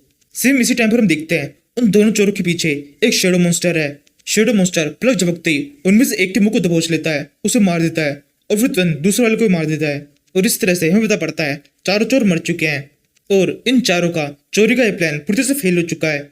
इसके बाद में हम संजन वू के शेडो वर्ल्ड के अंदर का सीन देखते हैं, जहाँ पर एक बहुत बड़ी मूर्ति बनाई गई है। ये मूर्ति है संजन वू की और सोहू की। इसे देखकर वहां पे जितने मॉन्स्टर्स है वो सभी से बहुत खुश हो जाते हैं। उनमें से कहता है, हमने बहुत शानदार स्ट्रक्चर बनाया है, जब मास्टर इसे देखेंगे तो वो बहुत खुश हो जाएंगे। तुम देखते हैं सोहू भी यहीं पर ही है। सोहू उस बड़ी सी मूर्ति को देखकर बहुत ज्यादा खुश हो रहा होता है। यहाँ से हमें कुछ साल बाद सीन दिखाते हैं। सोहो अब बड़ा हो चुका है, इतना बड़ा कि उसका एडमिशन एक स्कूल में करा दिया गया है। टीचर्स को स्टार्टिंग में समझ में आ चुका है कि सोहो काफी ज्यादा अलग है। टीचर्स हेन को स्कूल में बुलाते हैं और सोहो की बनाई हुई कुछ पेंटिंग्स हेन को दिखाने लगते हैं, जिन्हें दिखाई देता है सोहो के साथ में काफी सारे शेडो मॉन्स्टर्स है। एक पेंटिंग के अंदर सोहो एक बड़े से एंट मॉन्स्टर में खेल रहा है। दूसरी पेंटिंग के अंदर सोहो के हाथ में एक तलवार है और उसके साथ में बहुत सारे अलग अलग तरह के एंट मॉन्स्टर्स है। तीसरी पेंटिंग के अंदर सोहो ने पूरी फैमिली की ड्राइंग बनाई है, जिसके अंदर सोहो है, उसके पेरेंट्स है और साथ में पूरे घर के अंदर बहुत सारे मॉन्स्टर्स फैले हुए हैं। इन सारी पेंटिंग्स को देखने के बाद में हेन काफी अजीब से चेहरा बनाती है और टीचर थोड़ा डरते हुए हेन से कहने लगती है, हमने अब तक काफी सारे बच्चों को पढ़ाया है, काफी सारे बच्चे इस स्कूल के अंदर आए हैं, लेकिन सोहो सबसे अलग है। हमने सोहो से पूछा कि बाकी पेंटिंग्स के अंदर कौन है, तो उसने बताया कि सारे उसके फैमिली मेंबर्स है। उसकी फैमिली बहुत बड़ी है। शुरुआत में तो हमें ऐसा लगा था कि सोहो केवल हमें परेशान करने की कोशिश कर रहा है, लेकिन अब ये बढ़ता ही जा रहा है, आपको इसे थोड़ा समझाना होगा। टीचर के इतना कहने के साथ ही सीन शिफ्ट हो जाता है। हम पुलिस स्टेशन से देखते हैं। जिन्वू ने फाइनली अपना प्रमोशन एक्सेप्ट कर लिया है। इस पर बाकी डिटेक्टिव उससे कहने लगते हैं, इस बार ऐसा क्या हुआ, हर बार तुम प्रमोशन के लिए मना कर देते हो, इस बार तुमने एक्सेप्ट क्यों कर लिया। जिन्वू कहता है, हर बार मना करने का कोई कारण होता था, इस बार कोई कारण नहीं था, इसलिए एक्सेप्ट कर लिया। दूसरा डिटेक्टिव कहता है, क्या ये ऐसा तो नहीं कि तुम्हें थोड़े पैसों की जरूरत थी, इसलिए तुमने प्रमोशन एक्सेप्ट किया। ये सुनकर जिन्वू सोचने लगता है, अगर मैं इसको ये बता दूं कि जब मैं इससे ज्यादा यंग था, उस टाइम पर ही मेरे पास में इतने सारे पैसे थे कि मैं इस पूरी लॉ फर्म को खरीद सकता था, तो ये विश्वास नहीं करेगा। ये सोचते हुए जिन्वू हंसते वहां से चला जाता है। जिन्वू अपने घर पहुंचता है, जहाँ पर हेन बहुत ज्यादा गुस्से में होती है क्योंकि उसको टीचर ने काफी कुछ बताया होता है। जैसे ही जिन्वू घर में घुसता है, वो सारा बॉम्ब, वो सारा का सारा गुस्सा जो कि हेन के अंदर होता है वो जिन्वू पे उतरता है। हेन जिन्वू को वो सारी पेंटिंग्स दिखाने लगती है। जिन्वू कहता है, इन पेंटिंग्स में इतना खास क्या है। सोहो ने ये पेंटिंग बनाई है, पेंटिंग काफी अच्छी है, हमारा बेटा काफी टैलेंटेड है। हेन कहता है, तुम्हें लगता है ये मजाक है। एक पेंटिंग के अंदर उसने एक बहुत बड़ा ब्लैक एरिया बनाया था। जब उसे पूछा गया तब उसने बताया ये पूरे के पूरे उसके डैड है। उसके डैड का साइज बहुत ज्यादा बड़ा है, उनके अंदर एक बहुत बड़ा वर्ल्ड है। ये सुनकर जिन्वू हंसने लगता है और फिर कहता है, अब मुझे सच में लग रहा है कि सब कुछ एक मजाक है। वैसे ये सब कुछ सच जैसा ही है, लेकिन फिर भी उसने जिस तरह से ये सब कुछ बनाया ये तो काफी फनी सा लग रहा है। हेन कहती है, नहीं ऐसा नहीं है, बाकी के जितने भी बच्चे हैं वो सब के सब सोहो से डरने लगे हैं। बाकी के बच्चे सोहो के पास में से डरने लगे हैं, उनमें से कोई भी सोहो से बात नहीं करता। ये सुनकर जिन्वू सोचने लगता है, ऐसा तो होना ही था, मुझे इसकी काफी ज्यादा उम्मीद थी, क्योंकि जो छोटे बच्चे होते हैं उनके अंदर कुछ चीजें सेंस करने की पावर बड़ों से ज्यादा होती है। सोहो के पास में मोनार्च की पावर है। बाकी बच्चे इस पावर को सेंस कर लेते हैं, इसी वजह से वो सोहो से डरते हैं। सोहो के पास में अभी काफी ज्यादा पावर है जो कि अभी वो पूरी तरह से कंट्रोल नहीं कर पाता है। उसे इस सब का सामना तो करना ही पड़ेगा, एटलीस्ट तब तक जब तक वो इस काबिल नहीं हो जाता कि उस पावर को कंट्रोल कर पाए। ये सोचते हुए जिन्वो उठकर वहां जाने लगता है। जिन्वो रुकती है, उसे पूछने लगती है तुम क्या करने वाले हो। जिन्वो कहता है मैंने सोचा है जब तक सोहो इतना बड़ा नहीं हो जाता, वो अपनी पावर को कंट्रोल करने लायक नहीं हो जाता, तब तक के लिए हम उसकी पूरी मेमोरी को उसके अंदर ही सील कर देंगे। इसके बाद में वो पूरी तरह से भूल जाएगा कि शैडो मोनार्च की पावर उसके अंदर है और वो किसी शैडो मॉन्स्टर को जानता है। यही कहते हुए जिन्वो सोहो के रूम की तरफ बढ़ने लगता है। इसी टाइम पर एंट मॉन्स्टर जिन्वो से कहने लगता है मास्टर। जिन्वो उस एंट मॉन्स्टर की तरफ उस पेंटिंग को पकड़ा देता है और उसे कहता है सोहो ने ये पेंटिंग तुम्हारे लिए बनाई थी, इस पेंटिंग के अंदर तुम हो। उस पेंटिंग को देखकर वो एंट मॉन्स्टर काफी तेजी से रोने लगता है और फिर जिन्वो से कहता है मास्टर मेरे को एक आखिरी बार हमारे लिटिल लॉर्ड से मिलने का मौका दीजिए, मैं एक आखिरी बार उन्हें गुड बाय कहना चाहता हूँ।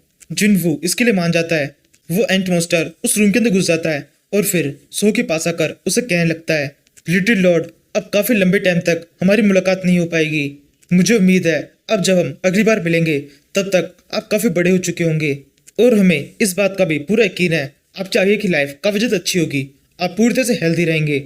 इसी तरह से एंट मॉन्स्टर की बात पूरी होने के बाद में जिन्वो सोहो के सर पे अपना हाथ रखता है, अपनी स्किल को यूज करता है और फिर सोहो की सारी याददाश्त भुला देता है। जिन्वो के इतना कर देने के बाद में सोहो अब पूरी तरह से एक नॉर्मल बच्चा बन चुका है। उसके अंदर सारी पावर्स है लेकिन सील हो चुकी है। अब सोहो की लाइफ भी बाकी की सारी ह्यूमंस की जैसी ही होगी। इसी इंसिडेंट के बाद में सीन शिफ्ट होता है, हमें कई साल बाद दिखाते हैं सोहो अब बड़ा हो चुका है और इसी के साथ इस एपिसोड का एंड होता है। सोलो लेवलिंग सीरीज का अगला एपिसोड बहुत जल्दी आएगा। उस एपिसोड के अंदर काफी कुछ होने वाला है। जहां तक मैं प्रिडिक्ट कर पा रहा हूँ अगले एपिसोड के एंड तक सोहो को अपनी पावर्स का पता चल जाएगा। वैसे अभी तक तो नए चैप्टर नहीं आए हैं, देखते हैं आगे के चैप्टर्स में क्या होता है। अगला चैप्टर 12 तारीख को रिलीज होगा। अगर ये एपिसोड मैं 12 तारीख के बाद में अपलोड कर रहा हूँ तो इसके आगे ही मैं उस चैप्टर को ऐड कर दूंगा। अगर 12 तारीख से पहले अपलोड कर रहा हूँ तो थैंक यू फॉर वॉचिंग।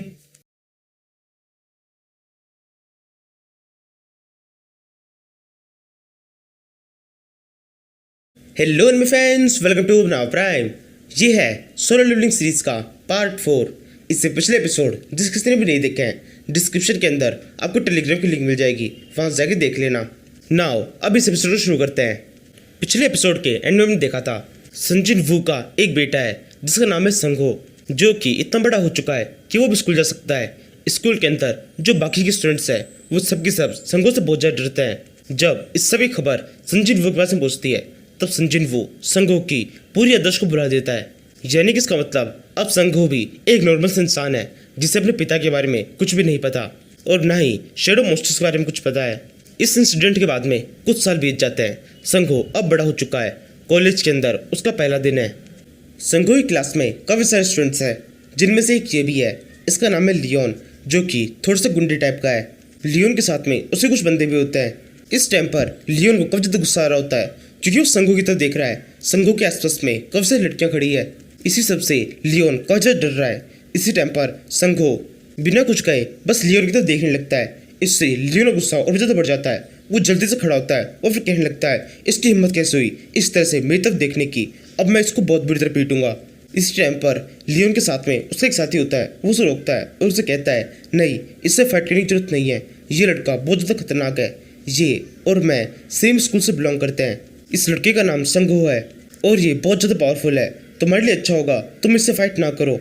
ये सुनकर लियोन मनी में डर जाता है, लेकिन वो बिल्कुल अपना डर दिखाता नहीं है और अपने साथी के ऊपर बहुत ज़्यादा गुस्सा करने लगता है और उसे कहता है तुम्हारी हिम्मत कैसे हुई मुझे रोकने की, क्या तुम मेरे हाथ से पिटना चाहते हो। इसी तरह से अपने साथी के साथ में थोड़ा गुस्सा करने के बाद में लियोन उससे शांत हो जाता है। यहाँ से अगली सीन में हम लियोन को और उसके सभी साथियों को स्कूल के बाहर एक लड़के को पीटते हुए देखते हैं।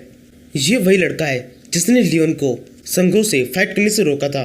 लियोन इस लड़के को पीटते हुए कहता है अब बोलो तुम किसको ताकतवर कर रहे थे, देखिए मेरी पावर, मैंने तुम्हें कितनी बुरी तरह से पीटा है। तुम भी उससे लड़के संगो के स्कूल से बिलोंग करते हो, अगर मैं तुम्हें पीट सकता हूँ तो मैं उसे भी पीट सकता हूँ। नीचे पड़ा हुआ बंदा बोलता है नहीं, ऐसा बिल्कुल भी नहीं है, वो लड़का बहुत ज़्यादा ताकतवर है, उसकी और मेरी पावर बिल्कुल भी कंपेरेबल नहीं है। मैंने तुम्हें रोका था क्योंकि इसमें तुम्हारा फायदा था, अगर तुम उससे लड़ाई करते तो मेरी जैसी हालत तुम्हारी होती और मुझसे भी बुरी हो सकती थी।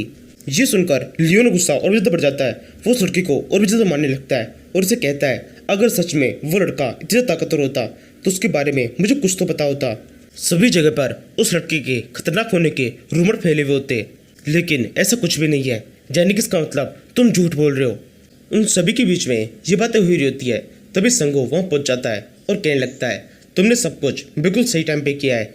इन लोगों ने तुम्हें जितना बीटा है इतना काफ़ी है ये प्रूफ करने के लिए कि अब इनके साथ में जो होने वाला है वो सेल्फ डिफेंस में होगा। संगो की बातें लियोन को बिल्कुल समझ में नहीं आती। वो कहने लगता है सेल्फ डिफेंस, इससे तुम्हारा क्या मतलब है? संगो कहता है समझ जाओगे। ये कहते संगो लियोन के दोनों साथियों के पास में आता है और उन्हें बहुत बुरी तरह से पीट देता है। वो उन दोनों के ऊपर एक एक अटैक करता है। जो अटैक पड़ते ही वो दोनों बेहोश हो जाते हैं। उन दोनों के बाद में अगली बार आती है लियोन की। लियोन थोड़ी सी हिम्मत दिखाता है और आगे बढ़कर संगो के मुक्का मारने की कोशिश करता है, लेकिन मुक्का पड़ नहीं पाता। संगो अपने एक पांव से उस मिक्की को ब्लॉक करता है और फिर अपने नी से लियोन के ऊपर एक जोर से अटैक करता है और उसे बेहोश कर देता है। इसके बाद में संगो जमीन पड़े हुए उस लड़के से कहता है लगता है स्कूल की तरह ही कॉलेज के अंदर भी मुझे तुम्हें प्रोटेक्ट करना होगा। ये कहते हुए संगो उस लड़की को उठाता है। वो दोनों वहां जाने लगते हैं। संगो चलते हुए उस लड़की से पूछता है तुम इसके पास में गए क्यों थे? तुम सीधे मेरे पास में आते। हम दोनों पहले से एक दूसरे को जानते हैं। वो लड़का बोलता है जब मैं कॉलेज में आया तो मुझे पता पड़ा वो लड़का लियोन बहुत ज़्यादा फेमस था। वो एक बहुत अच्छा फाइटर है, उसे जोडो आता है। मैंने सोचा था अगर मैं उसके ग्रुप में चला जाऊंगा तो वो भी मुझे सिखा देगा। संगो कहता है क्या बकवास है ये, तुम्हें ये सब कुछ भी सीखने की जरूरत नहीं है, जोडो बहुत बोरिंग है, इससे अच्छा तुम कुछ और सीख लेना। इसके साथ ही सीन शिफ्ट होता है। हम संगो को उसी क्लास से देखते हैं। इस टाइम पर उस क्लास के अंदर कोई भी नहीं है। संगो अकेला है जो उस क्लास के अंदर है। संगो क्लास से बाहर निकलने लगता है। वो क्लास के डोर को खोलने की कोशिश करता है, लेकिन डोर खुलते नहीं है। डोर अपनी जगह से मूव नहीं कर रहे। इस टाइम पर संगो को लगता है डोर किसी ने लॉक कर दिया है। वो खिड़की से बाहर जाकर किसी को बुलाने की कोशिश करता है, लेकिन वो देखकर बहुत चौंक जाता है। बाहर जितने भी स्टूडेंट्स होते हैं वो सब के सब अपनी जगह पर रुक गए हैं। उनमें से कोई मूव नहीं कर रहा। इसके बाद में वो थोड़ा और इधर उधर देखता है। उसे दिखाई देता है एक बॉल हवा में उछली है और हवा में रुक गई है, जिसे देखकर संगो को समझ में आता है टाइम रुक गया है। और ये देखकर वो बहुत चौंक जाता है। इसी टाइम पर उसी क्लास के अंदर एक पोर्टल ओपन होने लगता है। संगो सोचता है ये सब क्या हो रहा है। फिर उसके बाद में अपनी मॉम की एक बात आती है। उसकी मॉम ने संगो से कहा था कि संगो के डैड यानी संजिन वू काफ़ी ज़्यादा अलग है। उन्होंने अपनी लाइफ के अंदर काफ़ी सारी अजीब अजीब चीज़ें की है जिनका इफेक्ट संगो के ऊपर भी होगा। संगो जब उस पोर्टल को देखता है वो सोचने लगता है शायद ये उसी इफेक्ट में से एक है। मुझे एक बार जानने की कोशिश करनी चाहिए ये है क्या। ये कहते हुए संगो बिना कुछ सोचे उस पोर्टल के अंदर घुस जाता है। जैसे ही वो अंदर जाता है फिजिक्स साइड से पोर्टल्स बंद हो जाते हैं। ये देखकर संगो और भी ज़्यादा डर जाता है। वो सोचने लगता है ये सब क्या हुआ, मैं तो इस जगह पे फंस गया। बाहर जाने का रास्ता अब बंद हो चुका है। अब मेरे पास में एक ही रास्ता है, मुझे इस जगह पे घूमना होगा और यहाँ से बाहर निकलने का कोई और रास्ता ढूंढना होगा। ये सोचते हुए संगो एक मशाल उठा लेता है और फिर उस कैसल के अंदर इधर से उधर घूमने लगता है। थोड़ी दूर जाने पर संगो को एक जगह पर काफी सारे वेपन्स रखे हुए दिखाई देते हैं। जैसे संगो उन वेपन्स को देखता है, संगो को एक सिस्टम विंडो दिखाई देती है जिसके अंदर उन वेपन्स की सारी इन्फॉर्मेशन है, जिन्हें देखकर संगो और भी ज्यादा चौंक जाता है। ये सारे के सारे संजिन वू के वेपन्स है और इन सभी को जिनवू ने अलग अलग फाइट्स के अंदर कलेक्ट किया था। इस सब के बारे में संगो को नहीं पता। संगो जब इन वेपन्स को देखता है वो सोचने लगता है ये एक गेम का पार्ट है। आसपास में ये काफ़ी सारी सिस्टम विंडो शो हो रही है। इसका मतलब ये है ये चाहते हैं मैं किसी एक वेपन को सिलेक्ट करूं, जिसे सिलेक्ट करने के बाद में जरूर से कुछ होगा। यहाँ पर काफ़ी सारी स्वॉर्ड्स है, ये सारी मुझे थोड़ी कमज़ोर सी लग रही है। और भला आज के मॉडर्न टाइम में इस तरह की स्वॉर्ड्स को कौन ही यूज़ करता है। ये कहते हुए संगो सभी वेपन्स को ध्यान से देखने लगता है। उसे थोड़ा आगे जाने पर एक गॉन्टलेट दिखाई देता है। संगो बिना कुछ सोचे उस गॉन्टलेट को अपने लिए सेट कर लेता है और उसे पहन लेता है। उस गॉन्टलेट को पहनने के बाद में संगो को एक और स्टेटस विंडो शो होती है जो कि संगो की खुद की है। इस स्टेटस विंडो के ऊपर हमें फाइनली संगो का पूरा नाम दिखाई देता है जो कि है संग सोहो, और साथ में इसके पास में एक टाइटल भी है यंग मोनार्च का। इसके बाद में सनो वहाँ से आगे बढ़ने लगता है। थोड़ा और आगे बढ़ने पर सनो को दोनों साइड में काफी सारे आर्मर दिखाई देते हैं जिन पर सनो कुछ खास ध्यान नहीं देता, वो बस आगे बढ़ता जाता है। तभी एकदम से जैसे सनो पहले आर्मर को क्रॉस करता है वो आर्मर मूव करने लगता है। वो आर्मर अपने स्वॉर्ड से जोरो सनो के ऊपर अटैक कर देता है। एकदम एंड टाइम पर जब वो स्वॉर्ड सनो की टच होने वाली होती है, सनो को इस अटैक का एहसास हो जाता है। वो जल्दी से पीछे मुड़ता है और अपने गॉन्टलेट की मदद से खुद को बचाने की कोशिश करता है। इस टाइम पर सन्नो को बिल्कुल भी उम्मीद नहीं थी कि उसका गॉन्टलेट उसे बचा पाएगा, लेकिन ऐसा हो जाता है। जैसे ही उस आर्मर की स्वॉर्ड सन्नो की गॉन्टलेट से टकराती है, स्वॉर्ड टूट जाती है। ये देखकर सन्नो को उस गॉन्टलेट की पावर का एहसास होने लगता है। वो आगे बढ़कर उस आर्मर के ऊपर जोर से अटैक करता है और एक ही पंच में उस आर्मर को पूरी तरह से ढेर कर देता है। उस आर्मर के टूटते ही वहां पर एक स्क्रीन शो होती है जिसके ऊपर लिखा हुआ है सन्नो का लेवल अप हो गया है। तभी सन्नो को एकदम ध्यान आता है कि यहाँ पर ये इकलौता आर्मर नहीं था, चारों तरफ काफी सारे आर्मर्स है। ये कहते हुए सन्नो ऊपर से देखता है, सारे आर्मर अपनी जगह से मूव करना शुरू हो गए हैं। आर्मर्स ने सन्नो को घेर लिया है। ये देखो सन्नो कहता है जैसा मैंने सोचा था वही हो रहा है, ये सब के सब अब मुझ पर अटैक करने वाले हैं। इस टाइम पर भी वो काफी ज्यादा डरा होता है। वो पूरा भरोसा अपने गॉन्टलेट के ऊपर करता है और काफी तेजी से उन आर्मर्स के ऊपर अटैक करना शुरू कर देता है। उस गॉन्टलेट की पावर काफी ज्यादा होती है, केवल एक अटैक के अंदर काफी सारे आर्मर उस जगह पे टूट के बिखर जाते हैं। इसी तरह से आधे से ज्यादा आर्मरों को ढेर कर देने के बाद में सन्नो का कॉन्फिडेंस काफी ज्यादा इंक्रीज हो जाता है। वो सोचने लगता है जैसे जैसे मैं इन आर्मर्स को मारता जा रहा हूँ, मेरी पावर भी बढ़ती जा रही है, मेरा लेवल अप होता जा रहा है, मुझे ये और तेजी से करना चाहिए।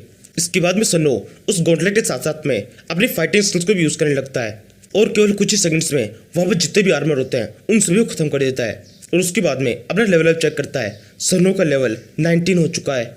इसके बाद में सन्नो अपने गॉन्टलेट को देखने लगता है और फिर सोचता है ये सब हुआ कैसे।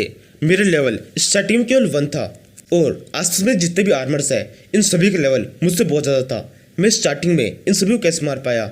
शायद से ये सब कुछ इस गॉन्टलेट की मदद से है। ये गॉन्टलेट मुझे बहुत ज्यादा पावर दे रहा है और अब तो मेरी पावर इंक्रीज होती जा रही है। जैसे जैसे मैं इस आर्मर को मारता जा रहा हूँ, मेरा काफी ज्यादा लेवल अप होता जा रहा है। मैं अब लेवल 19 में पहुंच चुका हूँ। मुझे और भी ज्यादा ताकतवर बनना है। ये जगह मेरे लिए काफी ज्यादा नहीं है, मुझे अच्छी तरह से इस जगह को एक्सप्लोर करना होगा। ये की तरफ सन्नो वहां से आगे बढ़ जाता है। थोड़ा आगे जाने पर उसे गेट दिखाई देता है। इस टाइम पर सन्नो का डर पूरी तरह से उसके एक्साइटमेंट में बदल चुका था। सन्नो बिना कुछ सोचे उस गेट को खोल देता है और अंदर घुस जाता है। अंदर घुसने पर काफी ज्यादा देखा सीन दिखाई देता है। सामने की तरफ एक तख्त है जिसके ऊपर आइग्रिस बैठा हुआ है। सन्नो आइग्रिस को देख कहता है तुम कौन हो? क्या तुम इस गेम के मेन बॉस हो? आइग्रिस कुछ भी नहीं कहता, वो बस अपने तख्त से खड़ा होता है और सन्नो की तरफ अटैक करने के लिए आगे बढ़ने लगता है। सन्नो भी सेम वैसे करता है। वो अपने गॉन्टलेट के ऊपर बहुत ज्यादा भरोसा करता है। वो आगे बढ़कर आइग्रिस के ऊपर अटैक कर देता है, लेकिन इससे पहले कि सन्नो कुछ कर पाता, आइग्रिस का अटैक सन्नो के पड़ जाता है और केवल एक ही अटैक में सन्नो की उस फाइट के अंदर हार हो जाती है। वो अटैक पड़ते ही सन्नो की आंखें बंद हो जाती है और फिर जैसे ही वो अपनी आंख खोलता है, वो खुद को वापस से उस महल के अंदर उसी जगह पे देखता है जहाँ पर वो पोर्टल से आया था। ये देखकर सन्नो काफी चौंका होता है। वो खड़ा होता है और फिर सोचने लगता है ये सब कैसे हुआ, मैं जिंदा कैसे हूँ और मैं वापस से इस जगह पे कैसे पहुंच गया? ये तो वही स्टार्टिंग पैलेस है। फिर सन्नो आगे बढ़ने लगता है। उसे सामने की तरफ मशाल दिखाई देती है, जिसे देखकर सन्नो नोटिस करता है कि पहले 3 मशालें चालू थी, अब केवल 2 मशाले ही हैं जो कि चालू है। एक मशाल बुझ चुकी है। इसके बाद में सन्नो आगे बढ़ने लगता है। वो अपने लिए वापस से एक वेपन सेलेक्ट करता है जो कि एक अलग तरह का गॉन्टलेट है। इसके बाद में सन्नो आइग्रिस के उस रूम के अंदर पहुंचता है। वापस से उसकी फाइट होती है और वापस से हार जाता है। अब केवल एक ही मशाल है जो कि चालू है, बाकी सारी बुझ गई। अब ये देखकर सन्नो को समझ आ जाता है कि ये उसकी लाइफ है। उसे इस पैलेस के अंदर केवल 3 मौके मिले थे, जिसमें से 2 वो गवा चुका है। अब ये उसका आखिरी मौका है। ये सोचते हुए सन्नो एक छोटे बच्चे की तरह रोने लगता है। फिर वो खड़ा होता है और कहता है ऐसे रोने से काम नहीं चलेगा। वो नाइट जिससे मैं आखिरी बार फाइट कर रहा हूँ वो बहुत ज्यादा ताकतवर है, उसे हराने के लिए मुझे कुछ खास करना होगा। इसी के साथ ही सन्नो उस वेपन वाले एरिया में पहुंचता है और फिर सोचने लगता है मैं हर बार केवल एक ही वेपन को लेके जा रहा हूँ, जो कि मुझे नहीं करना चाहिए। जहाँ पर इतने सारे वेपन्स है मैं इन सभी का यूज कर सकता हूँ। अब क्योंकि ये मेरा आखिरी मौका है, मुझे इसके अंदर सब कुछ लगा देना होगा। ये सोचकर सन्नो उसके पास में जितने वेपन वहां पर दिखाई देते हैं उन सभी को उठा लेता है और फिर आगे बढ़ने लगता है। थोड़ा आगे पहुंचने पर वो उस जगह पहुंचता है जहाँ पर वो सारे आर्मर थे। इस बार सन्नो के वहां पहुंचने से पहले ही वो सारे आर्मर जिंदा हो चुके हैं और वो सभी सन्नो के वहां पर आने के जागने लगते हैं। सन्नो उन्हें देखता है और फिर कहने लगता है तुम सब अभी तक थके नहीं, मैं तुम्हें 2 बार मार चुका हूँ और तुम सबके सब वापस जिंदा हो चुके हो मेरे हाथों से दोबारा मरने के लिए। ये कहने के बाद में सन्नो सोचने लगता है जैसे कि मैं बार बार रिवाइव हो रहा हूँ, वैसे ही ये सब भी बार बार रिवाइव हो रहे हैं। लेकिन इन सभी को देखकर मुझे ऐसा लग रहा है कि मेरी तरह इनके पास में कोई लिमिटेशन नहीं है। ये बार बार इन्फिनिटली रिवाइव हो सकते हैं, लेकिन मैं नहीं हो सकता। ये कहते हुए सन्नो उन सारे आर्मर्स के ऊपर काफी तेजी से अटैक कर देता है। इस बार वो अपने सारे वेपन्स का यूज करता है और कुछ ही सेकंड्स में हर बार की तरह उन सभी आर्मर्स को हरा देता है। उन आर्मर्स को हराने से सन्नो का लेवल अप होता है। सन्नो को एक स्क्रीन शो होती है जिसके ऊपर लिखा हुआ है एक प्लेयर को जितने लेवल की रिक्वायरमेंट होती है वो लेवल तुम अचीव कर चुके हो। अब तुम्हारे पास में एक क्वेस्ट का ऑप्शन है। अब टाइम आ गया है लेवल को आगे लेके जाने का। इसी विंडो के साथ में वहाँ पर 2 पोर्टल्स ओपन हो जाते हैं जो कि पिछली बार जो शो हुआ था उससे काफ़ी ज़्यादा अलग है। पिछली बार जो पोर्टल शो हुआ था वो वाइट रंग में था, लेकिन ये वाले पोर्टल्स थोड़े खतरनाक होते हैं। इनके अंदर से डार्क टाइप की एनर्जी निकल रही होती है। सनो वो थोड़ी देर तक खड़ा खड़ा उस पोर्टल्स को देखता रहता है। उसे एक टाइमर शो होता है जो कि लगातार कम होता जा रहा है। टाइमर एकदम खत्म होने पर उसे एक विंडो शो होती है जिसके ऊपर लिखा है गुड लक। इसी के साथ ही उन पोर्टल्स के अंदर से काफ़ी सारे ताकतवर आर्मर बाहर निकलने लगते हैं। उन सारे आर्मर से देखकर सनो बहुत ही क्रीपी तरीके से हंसने लगता है और फिर सोचता है ये सारे आर्मर मुझसे फाइट करने के लिए आ रहे हैं, मैं इन सभी को हरा दूंगा, उसके बाद में मेरा लेवल अप होगा। एक तरह से ये एक मौके की तरह है जिसकी मदद से मैं खुद को बहुत ज़्यादा ताकतवर बना सकता हूँ। और उसके इतना कहने के साथ ही इस सीरीज़ का ये एपिसोड खत्म होता है। इस सीरीज़ के पिछले एपिसोड जिस किसी ने भी नहीं देखे हैं डिस्क्रिप्शन के अंदर आपको टेलीग्राम की लिंक मिल जाएगी, वहाँ जाके देख लेना। और बाकी इसके अलावा चैनल सब्सक्राइब, वीडियो को लाइक और इस वीडियो पे एक बहुत शानदार सा कमेंट कर दो, जिसे देखने के बाद में मैं पूरी कोशिश करूँगा अगले एपिसोड को जल्दी से जल्दी लाने की। Now thank you for watching. Episode की स्टार्टिंग में हमें एक पुलिस स्टेशन का सीन दिखाते हैं जहां पर एक डिटेक्टिव पिछले एपिसोड के एंड में देखा जिन्वू का बेटा सोहो एक डंजन के अंदर है जहां पर उसके पास में 3 मौके हैं इस डंजन के मेन बॉस यानी कि आइग्रिस को हराने के। इन 3 मौकों में से 2 मौके वो यूज कर चुका है, यानी वो 2 बार आइग्रिस के हाथों बहुत बुरी तरह से मार दे चुका है। इसलिए सोहो अपने इस आखिरी मौके में अपना सब कुछ लगा देता है।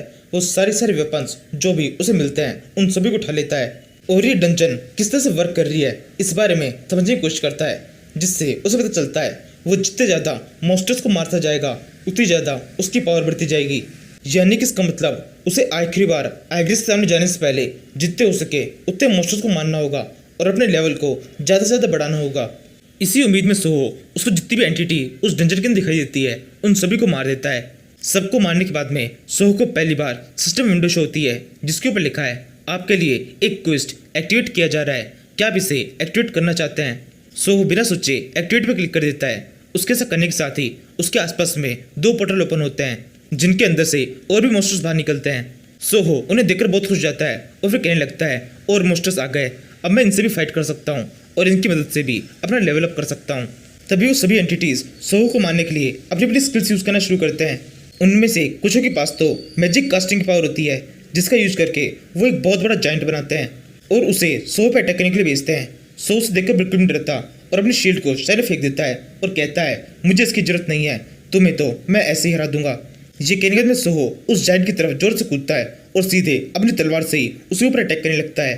सोहो की स्पीड इस टाइम पे काफी तेज होती है, जाइंट मूव भी नहीं कर पाता, उससे पहले ही उसके कवर से टुकड़े हो जाते हैं। इसके बाद में सोहो अपनी तलवार को ही फेंकने लगता है और कहता है मुझे इसकी भी कोई जरूरत नहीं है।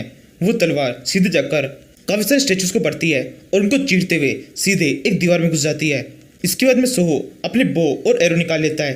3-4 एरो सभी स्टेचूज के ऊपर काफी तेजी से फायर करता है, स्टेचूज मर जाते हैं। इसके बाद में सोहो उन बो और एरो को भी फेंक देता है और फिर उसके बाद में 2 खंजरों को निकालता है और उन दोनों से एक स्लैश एक मॉन्स्टर के ऊपर मारकर उन दोनों को 2 मॉन्स्टर्स के ऊपर फेंक देता है। इसी तरह से सब कुछ फेंकने के बाद में सोहो अपने आखिरी वेपन को निकालता है जो कि 2 ग्लव्स होते हैं और हंसते हुए कहने लगता है मुझे किसी भी चीज़ की जरूरत नहीं है जब तक मेरे पास में ग्लव्स है। इसके बाद में कुछ ही सेकंड में उस जगह के सारे मॉन्स्टर्स खत्म हो जाते हैं। सोहो को एक स्क्रीन शो होती है तुम्हारा लेवल अप हो चुका है। इस तरह से लेवल अप के मैसेजेस सोहो को कई बार शो होते हैं जिससे सोहो पहले मार्शल आर्टिस्ट और फिर उसके बाद में सोल स्ट्राइकर बन जाता है। सोल स्ट्राइकर लेवल पे पहुंचने के बाद में सोहो को रिवॉर्ड मिलना शुरू होते हैं। इतनी सारी एंटिटीज को मारने के कारण सोहो को 3 रिवॉर्ड मिलते हैं, एक ए रैंक का नेकलेस, एक ए रैंक की अंगूठी और एक एस रैंक का गॉन्टलेट। और साथ में इतना कॉन्फिडेंस कि सोहो को लगने लगता है वो अब आइग्रिस से फाइट कर सकता है और शायद उसे जीत भी सकता है। इसके बाद में हम आइग्रिस को देखते हैं जो कि अपने तख्त पे बैठा हुआ है और सोहो के आने का इंतजार कर रहा है। तभी सोहो की उस जगह पे एंट्री होती है। सोहो अंदर आते ही आइग्रिस से कहता है मैंने तुम्हें ज़्यादा इंतजार तो नहीं कराया, इस बार मेरी बारी है, मैं तुम्हें हरा दूंगा। आइग्रिस सोहो को देखता है और उसे पता चलता है सोहो का लेवल 70 पे पहुंच चुका है। फिर आइग्रिस जल्दी से खड़ा होता है और अपनी तलवार से सोहो की तरफ अटैक करने के लिए आगे बढ़ता है।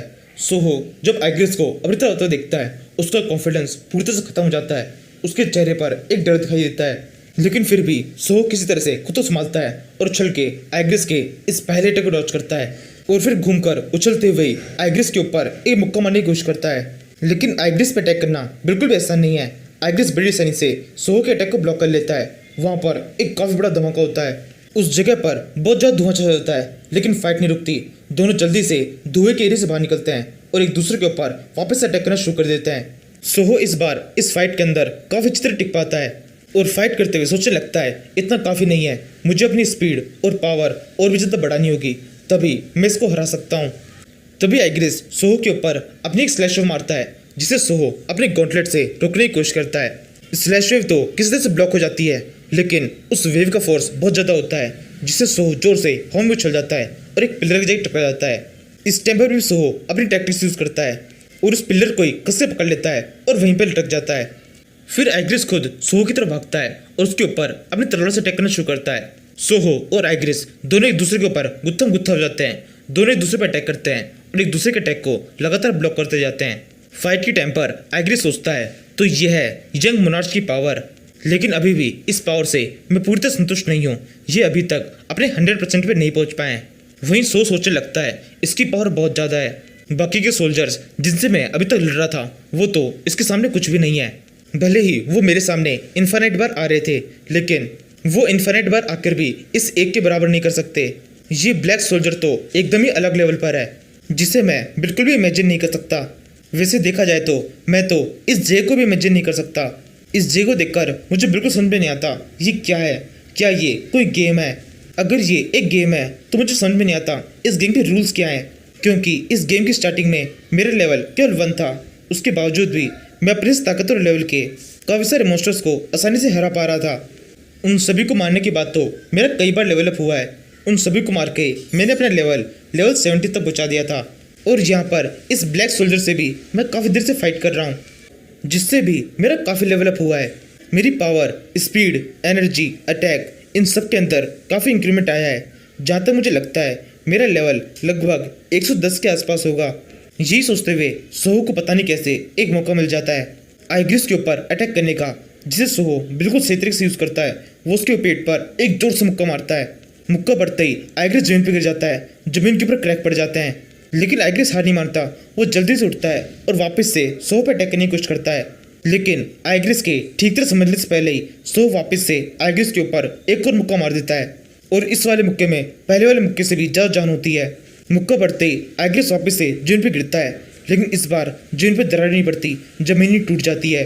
सोहो मुक्का मारते हुए आइग्रिस को उस डंजर के नीचे वाले फ्लोर पर लेके आ जाता है और उस वाले फ्लोर पर भी बहुत तेज रफ्तार से आइग्रिस को जमीन पर गिरा देता है। लेकिन ये भी आइग्रिस को रहने के लिए काफ़ी नहीं है। आइग्रिस वापस से खड़ा हो जाता है और सोहो को देख कहता है इनके अंदर तो काफ़ी पावर है।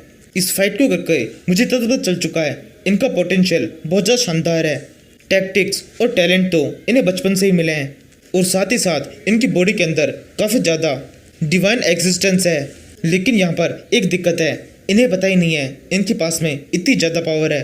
अगर ये अपनी पावर को सही तरह से यूज़ करें और अपनी पूरी पावर को यूज़ करें तो खुद को बहुत ज़्यादा पावरफुल बना सकते हैं, लेकिन इन्हें अभी तक अपनी पावर्स का ठीक तरह से एहसास नहीं हुआ है। तभी सोहो वापस से आइग्रिस के ऊपर अटैक कर देता है। वो आइग्रिस की तरफ जोर से कूदता है और उसकी ओर मुक्का आने लगता है।